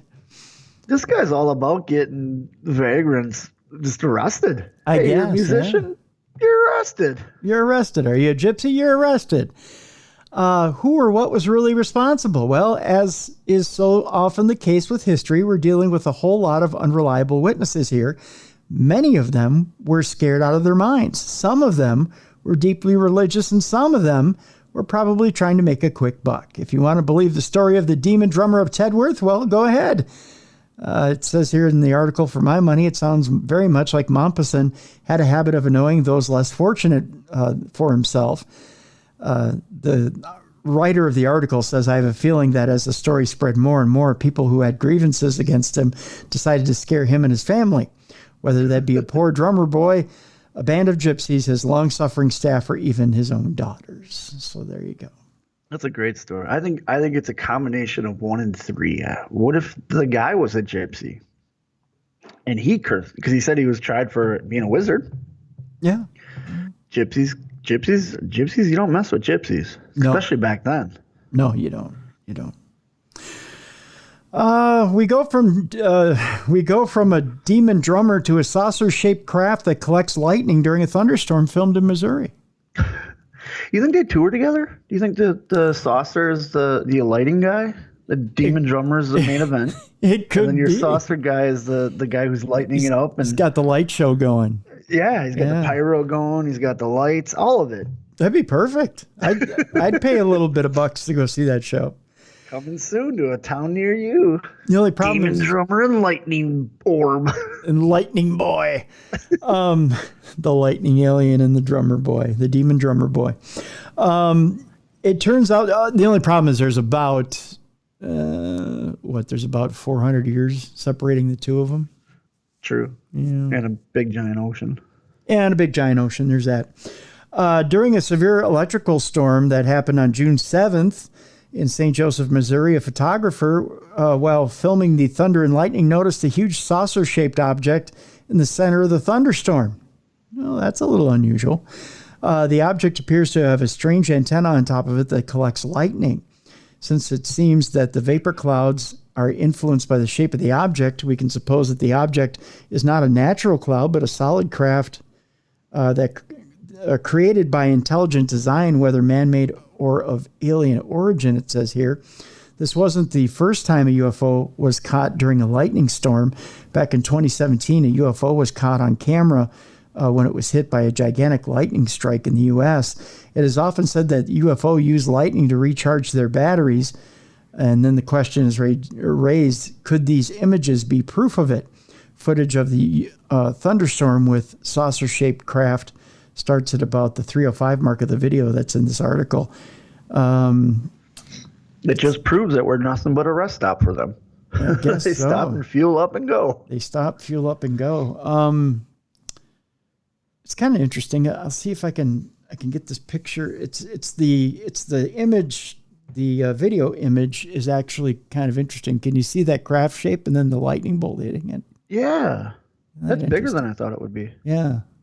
That's not a little saucer either. That's a big saucer. See, when you said a little saucer, I thought, oh, it's off in the distance. No, he's right there. Yeah, that fills up the whole frame. Yeah, that's kind of interesting. It's a pretty large saucer, and you can clearly see a lightning bolt hitting the top of the surface of the saucer. So it's interesting, nonetheless. Yeah.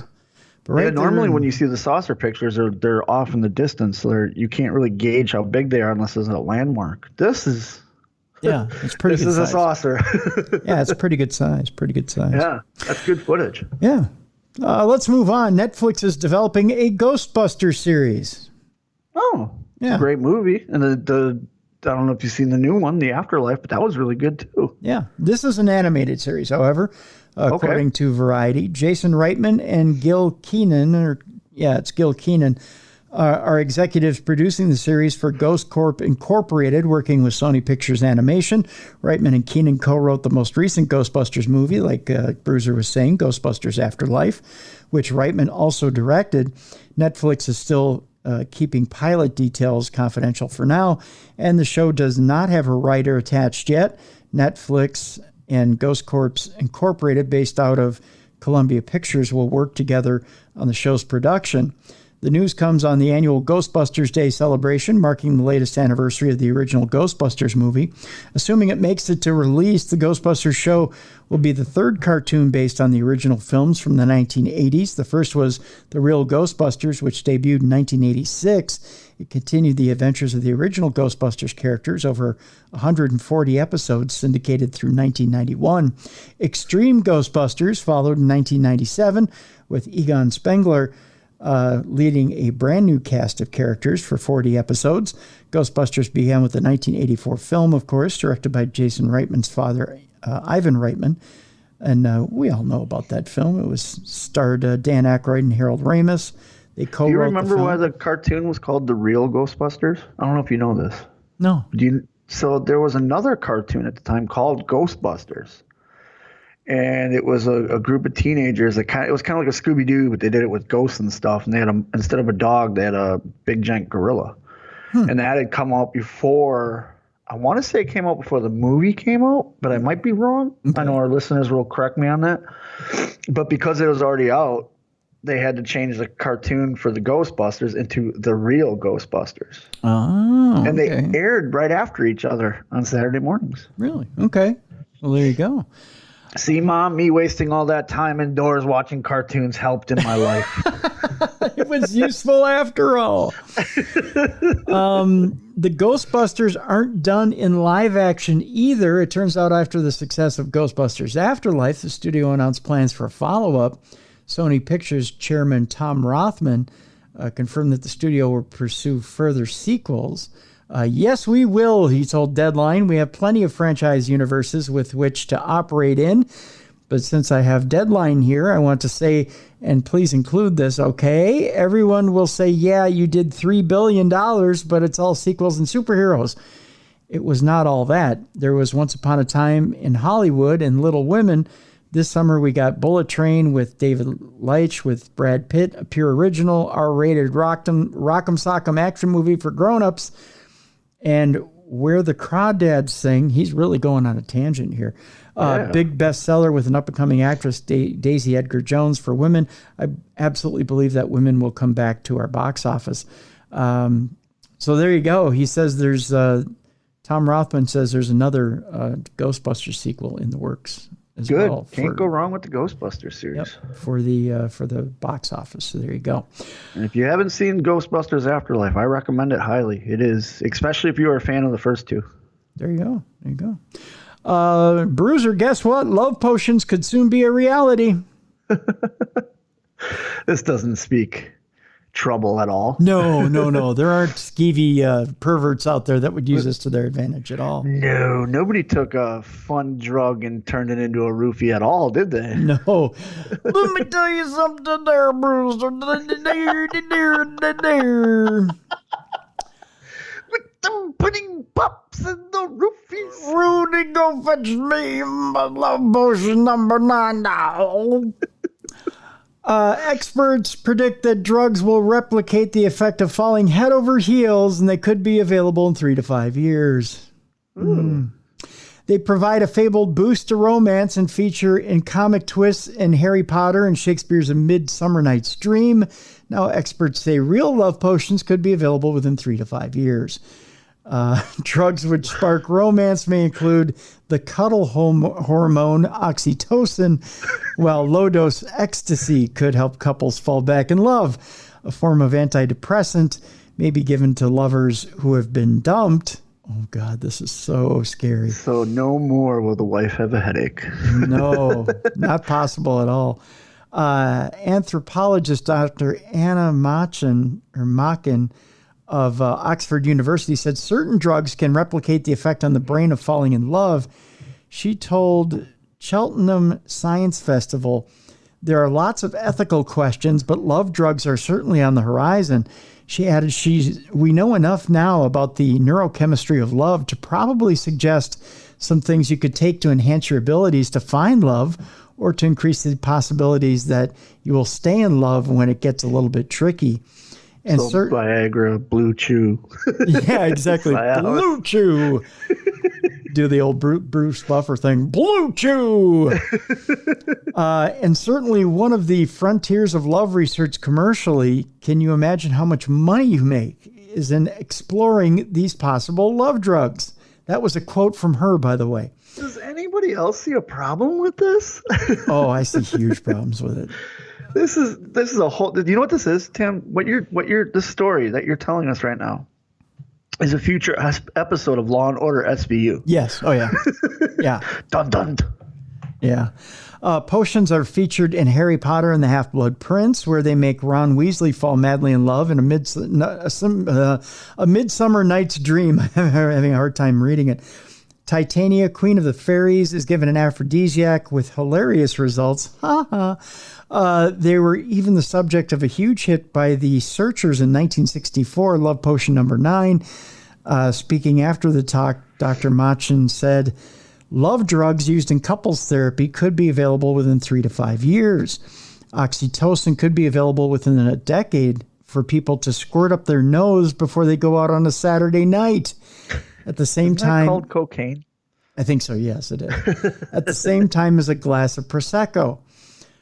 She added there are more ethical questions surrounding MDMA or ecstasy, so that is likely to take longer. Levels of oxytocin to increase in the human body or during hugging. Dr. Machen, who has written a book called Why We Love, said it could help people become more confident when dating and help them fall in love. Which you're starting your relationship off of a lie, basically. Yeah, so you take this oxytocin or whatever it is you're taking, and maybe you're not so much into the person, but you're artificially feeling something for them because you took a pill. And what if that person doesn't feel the same way about you? Exactly.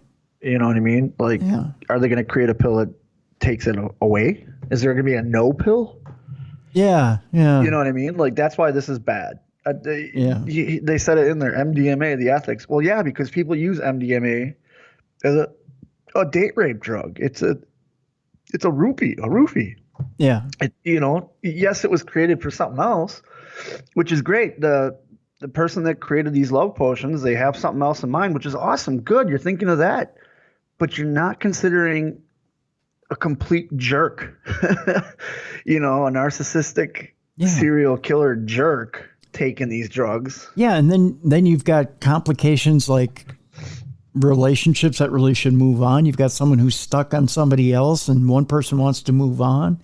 That person who's stuck on that other person decides they want to slip something into that person's drink to try and get them to fall back in love with them again. How many times have we done stories of stalkers? Yes. Because they were in love with somebody, but that person had no idea they existed. Yeah. Yeah. I mean, there's just... Now you're fueling that rage? Yeah. No. There's just some things we need to leave alone in this. And there's times it sucks, but we've all been through it where you've been in a relationship that turns toxic, and it's better to let the relationship die than continue on. Yeah. Yeah. But if you're constantly fueling yourself, how many people are going to associate then toxic relationships because they're feeling good with the oxytocin? You know what I mean? Yeah. So in their head, that's normal. That's what it is. When no, that's a toxic relationship. You need to get out of that. Yeah, exactly. Scary stuff. Very scary. Let's change gears here. Sometimes you're hit with a scary situation, Bruiser, and you just need that one tool in the toolkit to drive whatever it is away. Yeah. I think I found the ultimate tool when you're in a scary situation with a potential spirit to drive it away. Is it a pistol? Because that's what the guy used in the 1700s. No, this is even better. A music teacher may have led the way for us all. Okay. But he proved it with a scenario with a bear this week. So we know this repels bears, is what you're getting at. Yeah. Okay. A music teacher played a trombone to scare a bear away from his school. I figure if it works with a bear, it's got to work with a spirit, right? Of course. Especially if I'm picking up the trombone and playing it, because I don't play the trombone. My son used to play the trumpet, and we always laughed because one day he came downstairs from his room, and he goes, "Man, our neighbors must really like the way I play." And my wife goes, "Well, why?" "Because I keep knocking on the wall." We said, "Yeah, you're going to practice in the basement from now on." Yeah, that's probably a good idea. We couldn't break his spirit. You know what I mean? No. Yes, son, they're big fans, but you gotta move to the basement. Yeah. That's probably why we didn't experience any spiritual energy in that house, because of his trumpet playing. See, that's why. Yeah, you're right. Yeah, you're right. Loud instrument does good.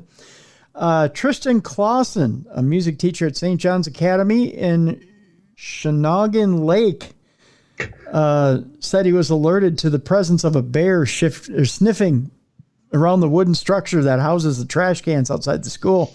Clausen said another teacher attempted to scare the bear away by banging on a door. That's not going to get it done. No, you gotta get right up in there. Obviously, by what you told us about your son, banging on anything is not going to get it done.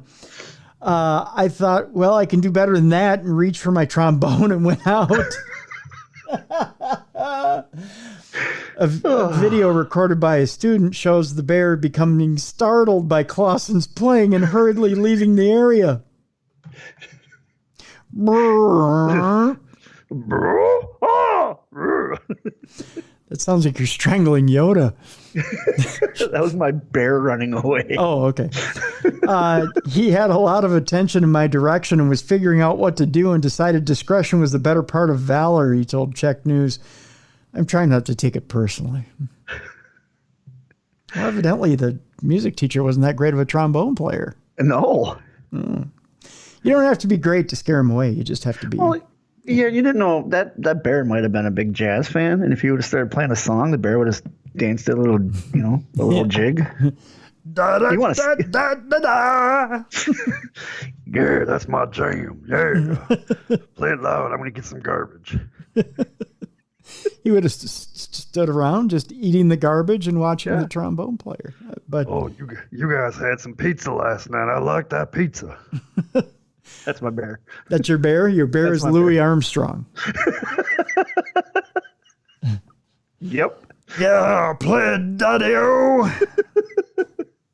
Yeah. Oh, what a wonderful world. Yeah. So that's kind of how that one went. How does that go along scaring spirits? Well, The bear's not a spirit. No, I know, but it's the same concept. Just extremely loud, annoying trombone playing is going to get rid of anything and make it turn tail and run. That's why my ex-girlfriend never had any spirit relations. She was loud and annoying. See? As in life, so is in death, Bruiser. If you didn't want to sit around and listen to a loud, noisy trombone in life, you're not going to want to do it in death. Gotcha. See? So I figured it out. Just figured I'd pass that one along. And finally today, this is our last story. I figured we ended on food. Of course. Hence, I brought up cheeseburger. Yep. Okay. It turns out that once a year down in Mexico, or once a year somewhere in the world, they try to assemble the world's biggest hamburger for the Guinness Book of World Records. This year they did it in Mexico. I think they did it last year in Mexico as well. 2 years ago, they tried to do it in Germany. Oh, no, it was 4 years ago. 5 years ago, they tried to do it in Germany. I know they did a pretzel in Germany. Yeah. Oh, yeah. Yeah. And then I think in Amsterdam, they did a THC-infused brownie. Oh, my God. It was Really? 200. It was like a 200-pound or 500-pound THC-infused brownie in Amsterdam. That's enough to get a country high. It's Amsterdam. Jesus. How big was this burger? That beats my story. I think we can end it there. Sorry. Chefs assemble an over 600-pound hamburger in Mexico. What always intrigues me about when they do this is how they cook this thing. I was going to say it's not like you can have it on the grill. It's not like you're in your backyard with your little Weber grill. They managed to cook this thing in 10 minutes.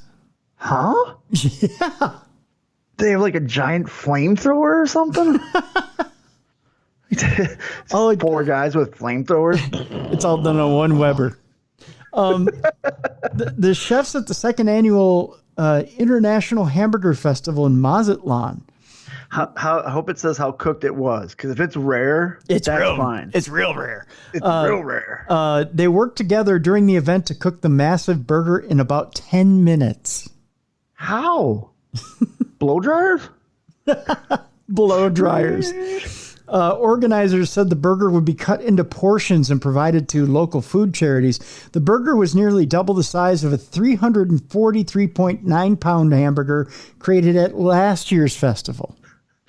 I like how they're giving it to food charities, but that's going to go cold real quick. Well, I think you can reheat. I mean, In what? Like, oh, yeah, I guess they're going to cut it up. I'm thinking like the whole burger itself. Like, what are you going to throw in a microwave? You just don't show up at the homeless shelter and drop 600 pounds of burger and say, have a nice day.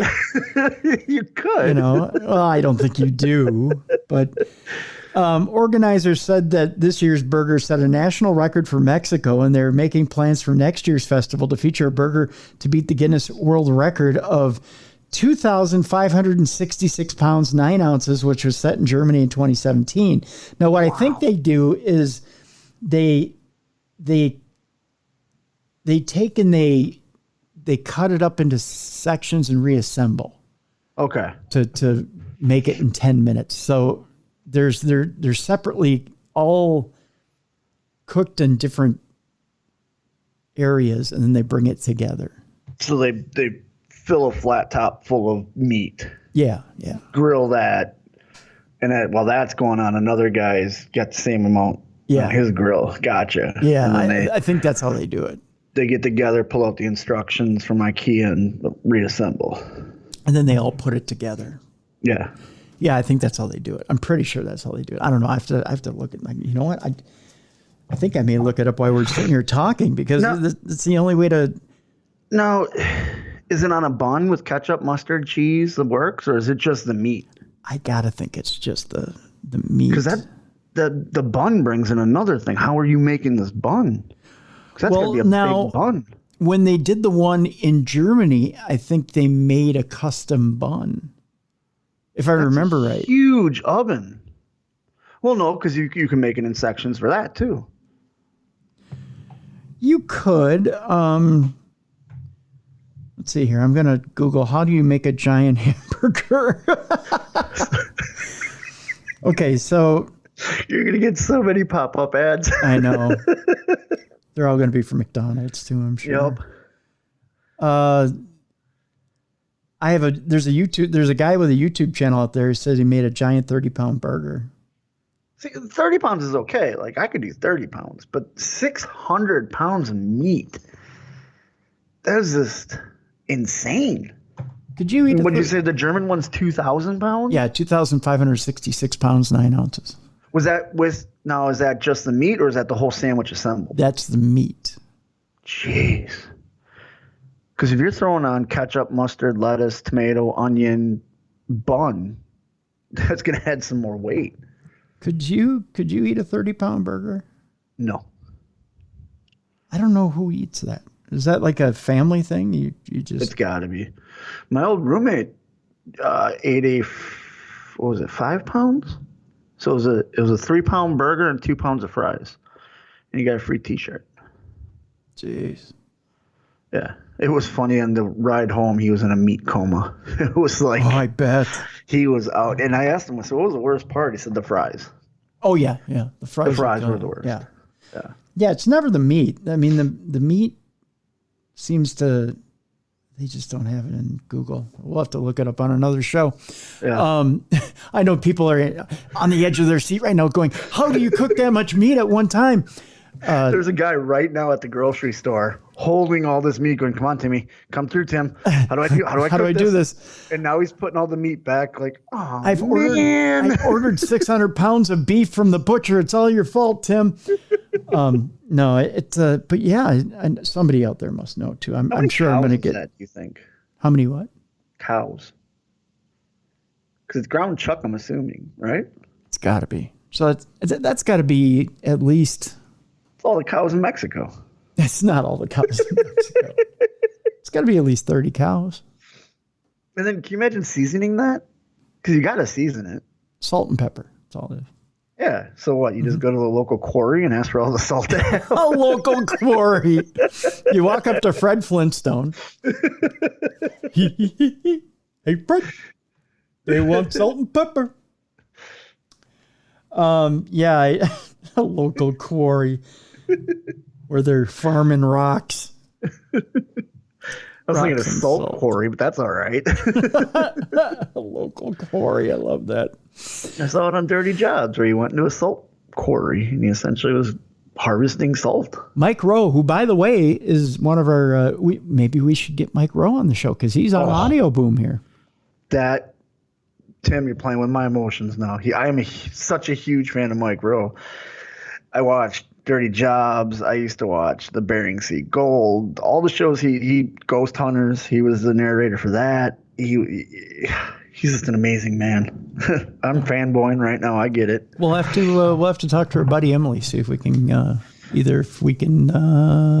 appear over on Mike Rowe's show, or if he can come over here.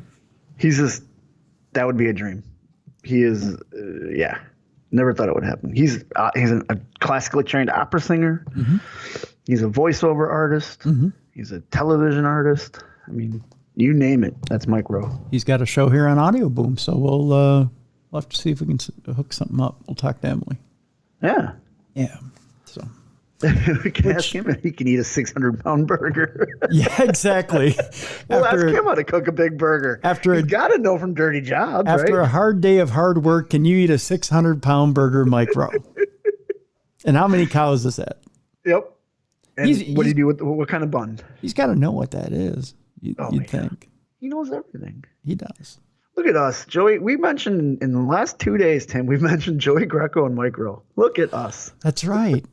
Maybe we could get them both on the show at the same time. Oh, you're trying to kill me now.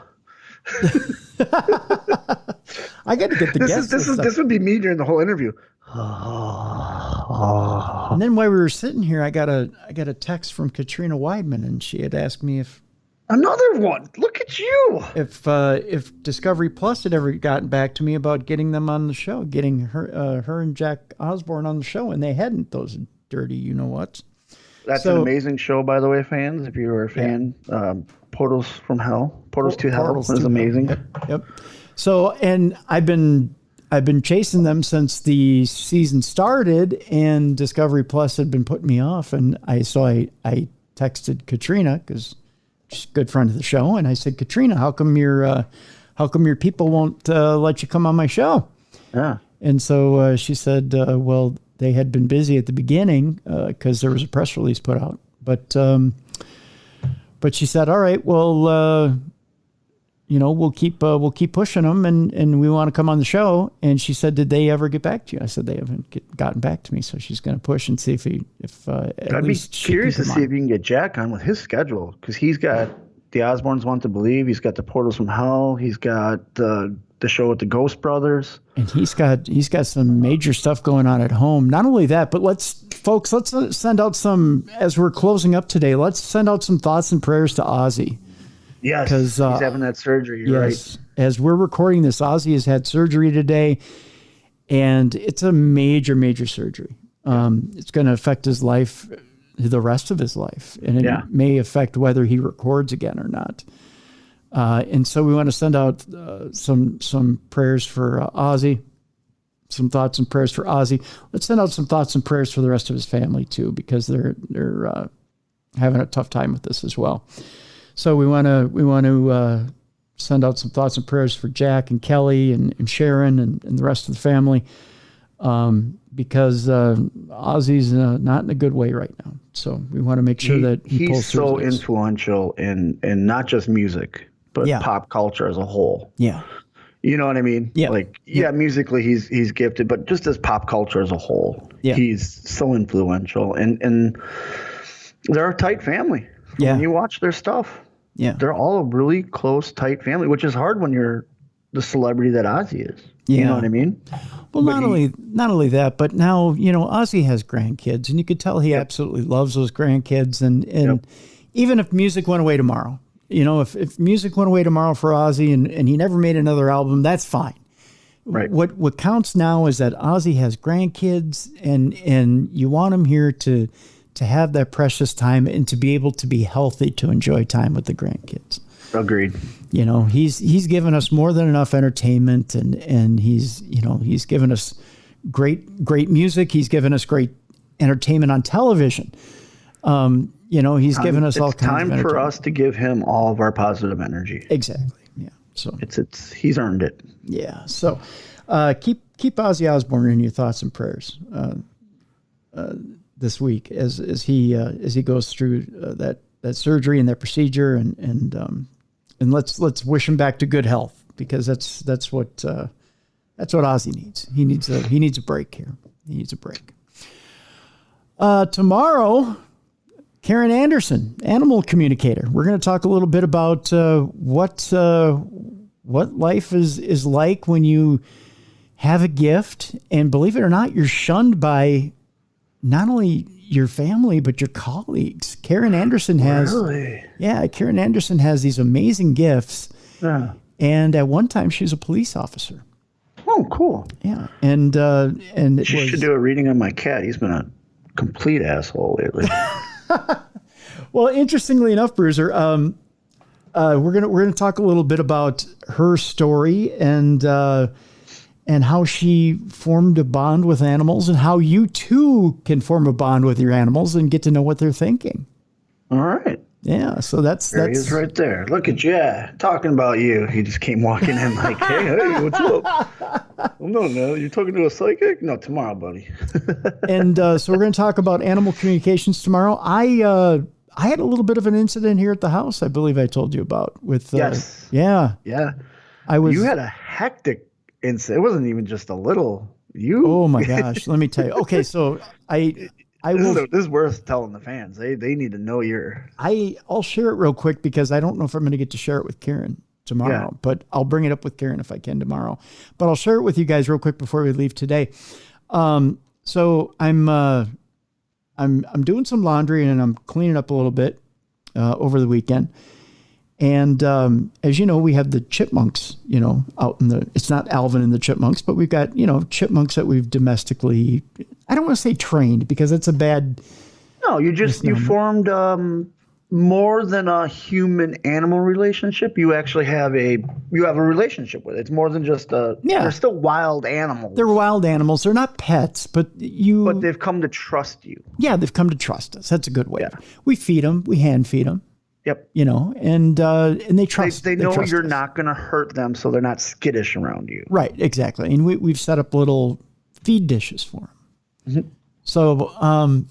So we've got we feed them sunflower seeds and they get almonds for treats. Okay. Yeah, you said the almonds are like their candy, right? Oh, it's like crack for them. They go nuts over them. Yeah. See, they go nuts over them. See what I did there? So the older reason I say older chipmunks is because we found out now that we got Chip and we got Swish. Okay. And those are the two older chipmunks that are up and around. And then we've got Tank, and Tank kind of runs around, but isn't around on a regular basis. I think Tank actually goes between our yard and the neighbor's yard. And Tank's the male, right? I think Tank's a male. Yes. But you also thought Swish was a male until recently. Yeah. Yeah. So Chip and Swish are females. And up until recently, like you said, I didn't think Swish had a litter of babies. But Chip had a litter of babies, and I think two. No, Chip had three. And then Swish, we found out, Swish had a litter of three. Chip had a litter of two. We found this out just yesterday. So I'm sitting there and I'm folding towels, and I put them at the top of the stairs to bring downstairs because we have a shower downstairs and we have two bathrooms upstairs. So I'm folding up towels and I'm getting them kind of ready to bring downstairs. And I go to grab, we kind of have like a area where we stack, everybody kind of has an area. In our area is a closet near the foyer where we stack, like sodas and excess paper towels. And it's like a miscellaneous corner. A miscellaneous corner. So we've got this corner where we stack stuff, in this closet. So I go in the corner, or I'm about to go in the corner. I'm stacking towels. I'm about to go in the corner. And in that corner is where all the feed is for the chipmunks. I'm about to go in that corner, and I was going to grab something to drink. I think it was a Gatorade or something. I was about to go grab a Gatorade, and all of a sudden I hear a chipmunk start chattering at me, like right next to me, like. And I went, in the house. In the house. Yeah. Now the two older chipmunks know not to come in the house. Yeah. So I'm startled. I'm like, what the? And I look, and all I just see is this brown fur running back and forth in front of me. And then zooms past me and runs into the kitchen underneath a cart. And I'm like, what the heck? And intern Yoko looks at me and goes, what's the problem? And I said, we have a chipmunk in the house. She goes, we have a chipmunk in the house. I go, yeah. She goes, where? I said, under the cart right there in the kitchen. She goes, oh. And she goes, oh, that's not Chip or Swish. That's one of the babies. Yep. And I went, oh my God, it's one of the babies. Because they don't know. They don't know. No, they don't. Yeah. And she said the other day that she thought that she heard as clear as day one of the babies down in the work area. Yeah.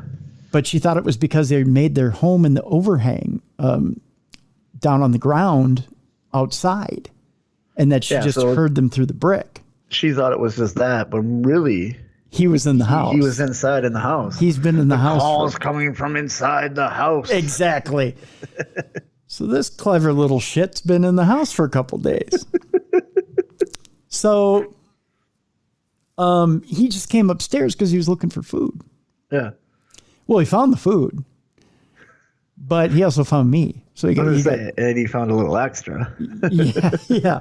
So he ran back to the cart. We're trying to corner him, and intern Yoko's got this big jar, like big olive jar, trying to corner him and get him into the jar so we can get him outside. In my head, I picture both of you dressed in full goalie hockey gear.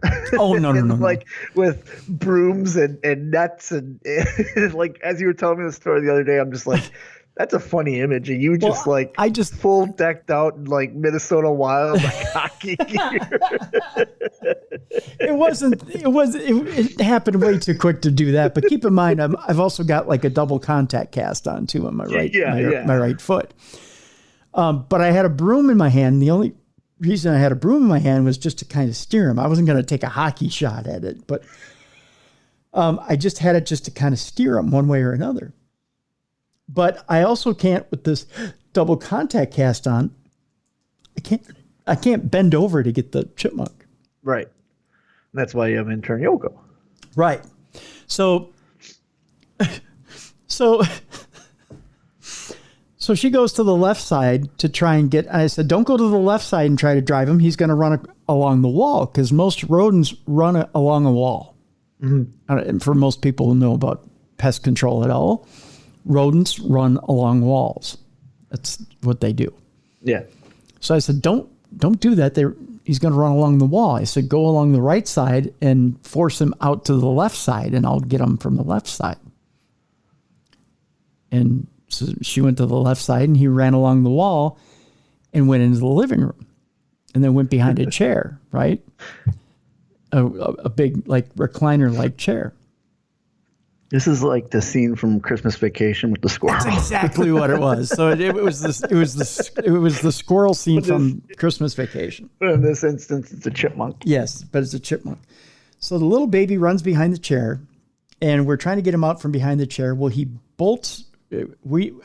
I go to the right, she goes to the left. He bolts out when I try to go for him, bolts out to the left, runs out to the left, and then I forgot that the pest guy from our pest company, because everybody out here has a pest control. We live across from an area that has a lot of mice, and everybody in our neighborhood has a pest control company because of the mice. Now, the nice thing about chipmunks is if you have chipmunks, they keep the majority of the mice away.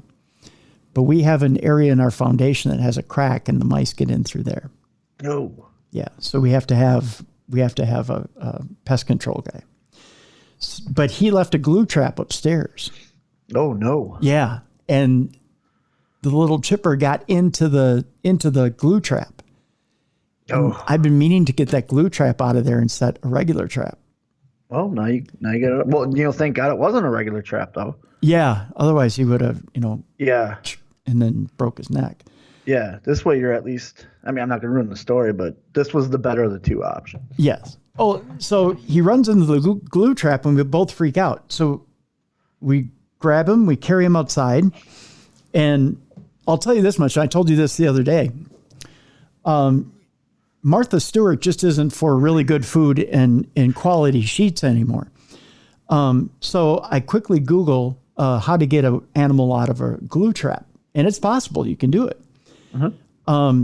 And so a Martha Stewart website came up, and it came up and it said basically to use vegetable oil to get the animal off the glue, and then to use a combination of Dawn dishwashing liquid, or any dishwashing liquid for that matter. But we use Dawn and water, and to get the glue off the animal. So that's what we did. And he's just fine. So he he's just fine. And we took it. He was in shock, of course. Well, yeah, that's a traumatic thing for the little guy. Yeah, so we got him off the glue trap. We cut the trap open first so he could breathe and see that he was okay. And then I kind of talked to him. I talked him down. My intern Yoko got the dishwashing liquid together, and we used olive oil. So he got all natural ingredients, Bruiser. he didn't get that. We almost got him. He didn't gain weight. He didn't gain weight. Nope. What, the bad fat or whatever? He didn't get the bad fats. He only got the good fats. And we almost gave him a loaf of bread with it so he could dip it in it. But then, so then we got him out of there. And so he kind of hung out with us. He knew he was safe after that. I think it was that and the shock. And then we brought him a little dish of sunflower seeds and almonds, but he didn't want to touch any of it because I think he was still kind of like, okay, I know you guys are okay, but I'm not taking. Have you seen him today since you saved him? We saw him. We saw him. Cool. Yeah. So in he's starting to learn how to eat out of the dishes now. He knows that the dishes are okay. So that experience just helped his bond with you. Yeah. He realizes, oh, you're not evil giants. Mm-hmm. You're friendly. You're of the chipmunk kind. Yes, you're of the chipmunks. We know you're good. So but it's either his brother or sister. He's still bonded with the brother or sister because there comes a time they're solitary creatures. So when mom kicks them out of the nest, they become solitary. Yeah. And you said they'll fight each other. They do. They fight each other for food. Yeah. Yeah. And they'll fight their own mom because when mom kicks them out and she kicks them out and they're out. They're out. And they're not back. They can never come back in. Right. So like Swish and Chip is Swish's mom. So but they don't get along. No, they don't. No, they'll fight each other for food. Yeah. Because once she got rid of them, she got rid of them. They don't recognize each other as mother and son. Right. So the two kids are now out. They're out of the nest, and they're technically adults now, I guess. After 6 weeks, they're adults. So they're on their own, and they're out looking for food. And so they've got the communal dishes there of sunflower seeds. Yeah. And if they so wish, they can we can start to, once they're comfortable in approaching us, we can hand feed them or start to hand train them. If they want to approach us, they kind of look at us now like we kind of know who you are, but we're not quite comfortable yet approaching you. But you started in the right direction. I mean, saving them from the glue trap, that would earn trust right away. You would think, but they're wild animals. They're wild animals. Right, exactly. So, that's what people out there got to remember is these are wild animals. You're not raising chipmunks. No, we've done nothing to raise them at all. Right. But you gain their trust, and they're very skittish animals too. So you have to, you just have to be very patient, very kind. You use slow movements, and you just talk to them with a calm Christmas tone. Music and hula hoops. Yeah, exactly. Yeah, exactly. So it was an interesting weekend. You're gonna have to bring that up with her tomorrow. Yeah. So I do want to ask her if she can tell what kind of, I have an unconventional pet. That's the way I'm going to put it to her, and see if she knows what it is and what they think of us. There you go. Because because put it this way, Swish will come and either tell myself or intern Yoko that the dishes are empty. And he does. He's got you guys, or she's got you guys trained. Yes. But now see, I look at it logically. Mm-hmm. We're Swish's food source. Right. So if the dishes are empty, of course Swish is going to come up and look at us funny and say, "Hey, stupid, the dishes are empty." Yeah, I'm here for food. Yeah. You don't have the food out. I need it. Right. Yep. Just like your cat tells you when the food dish is empty, just like your dog will tell you when the food dish is empty. Yeah. It has nothing to do with the animal loving you. No, it's just the food dishes are empty. Go fill the dishes. Your 2-year-old child will do that. Yeah. It has nothing to do with love whatsoever. It's just, So yeah, that's exactly what it is. The dishes are empty. So, yep. That's I've I've told people that before on the show, and they're, oh, that's so harsh. Why would you say that? Of course my cat or dog loves me. No, not necessarily. And no, I always tell my wife, like, you know, if you die, he's gonna eventually eat you. Like that's what it is. Like they're food, you know, it's survival for them. And I don't think, and although the chipmunks remember us from season to season, I don't cast any aspersions. I don't think that these animals love me. Right. I just think that they know that we're a food source. And you're just happy to have the companionship. Yeah. I just think it's really cool that these chipmunks, you know, they look forward to seeing us because they accept you. Yeah, they accept us. Mm-hmm. Yeah. So yeah. So that's it, and that's that. It's just kind of it's not a paranormal story by any means, but it was kind of a funny story that one of the babies got in the house. Yeah. So and it goes right along the line of what's happening tomorrow. So exactly, and it happens to tie into what's going on with Karen Anderson. Now, unfortunately, Karen is not taking any readings here on air with us, and that's because Bruiser brought that up with the cat and whatnot. And Karen came highly recommended by a couple of different friends that wanted to hear her here on the show. And so, unfortunately, we're not able to do anything where we can set up readings ahead of time with Karen. But I'm sure she's probably going to have her website or how to get in contact to set up an appointment with her. Yeah, she's got. She'll have information on how to get an appointment set up with her. I hear she's very good. She's very, very good. So we'll talk to her a little bit about her story tomorrow on the show, and we'll talk to her about communicating with animals and how you can actually communicate with your animals. Nice. How you can get little hints and signs that your animal is trying to communicate with you, how they're trying to tell you different things, things like that. So that's coming up on tomorrow's show. I'm looking forward to it because you know it's you know, animals have different ways of communicating with us. So we'll talk about that as well tomorrow. So that's what's going on for this week. And again, folks, if you were a Stitcher listener and you were trying to listen to us through Stitcher this week and found out you couldn't, well, we're on Audio Boom now. So you can listen to us any other way. You can listen to us through the Darkness Radio app. You can listen to us on Spotify. You can listen to us on the iHeartRadio app. You can listen to us on any way that you listen. Apple Podcasts, Google Play. We're available on all different formats that you can listen to out there. So if you followed us over seamlessly, thank you very much for listening. We appreciate it. And we've got some things in the works. We got some appreciation things in the works that we're going to be doing very shortly here.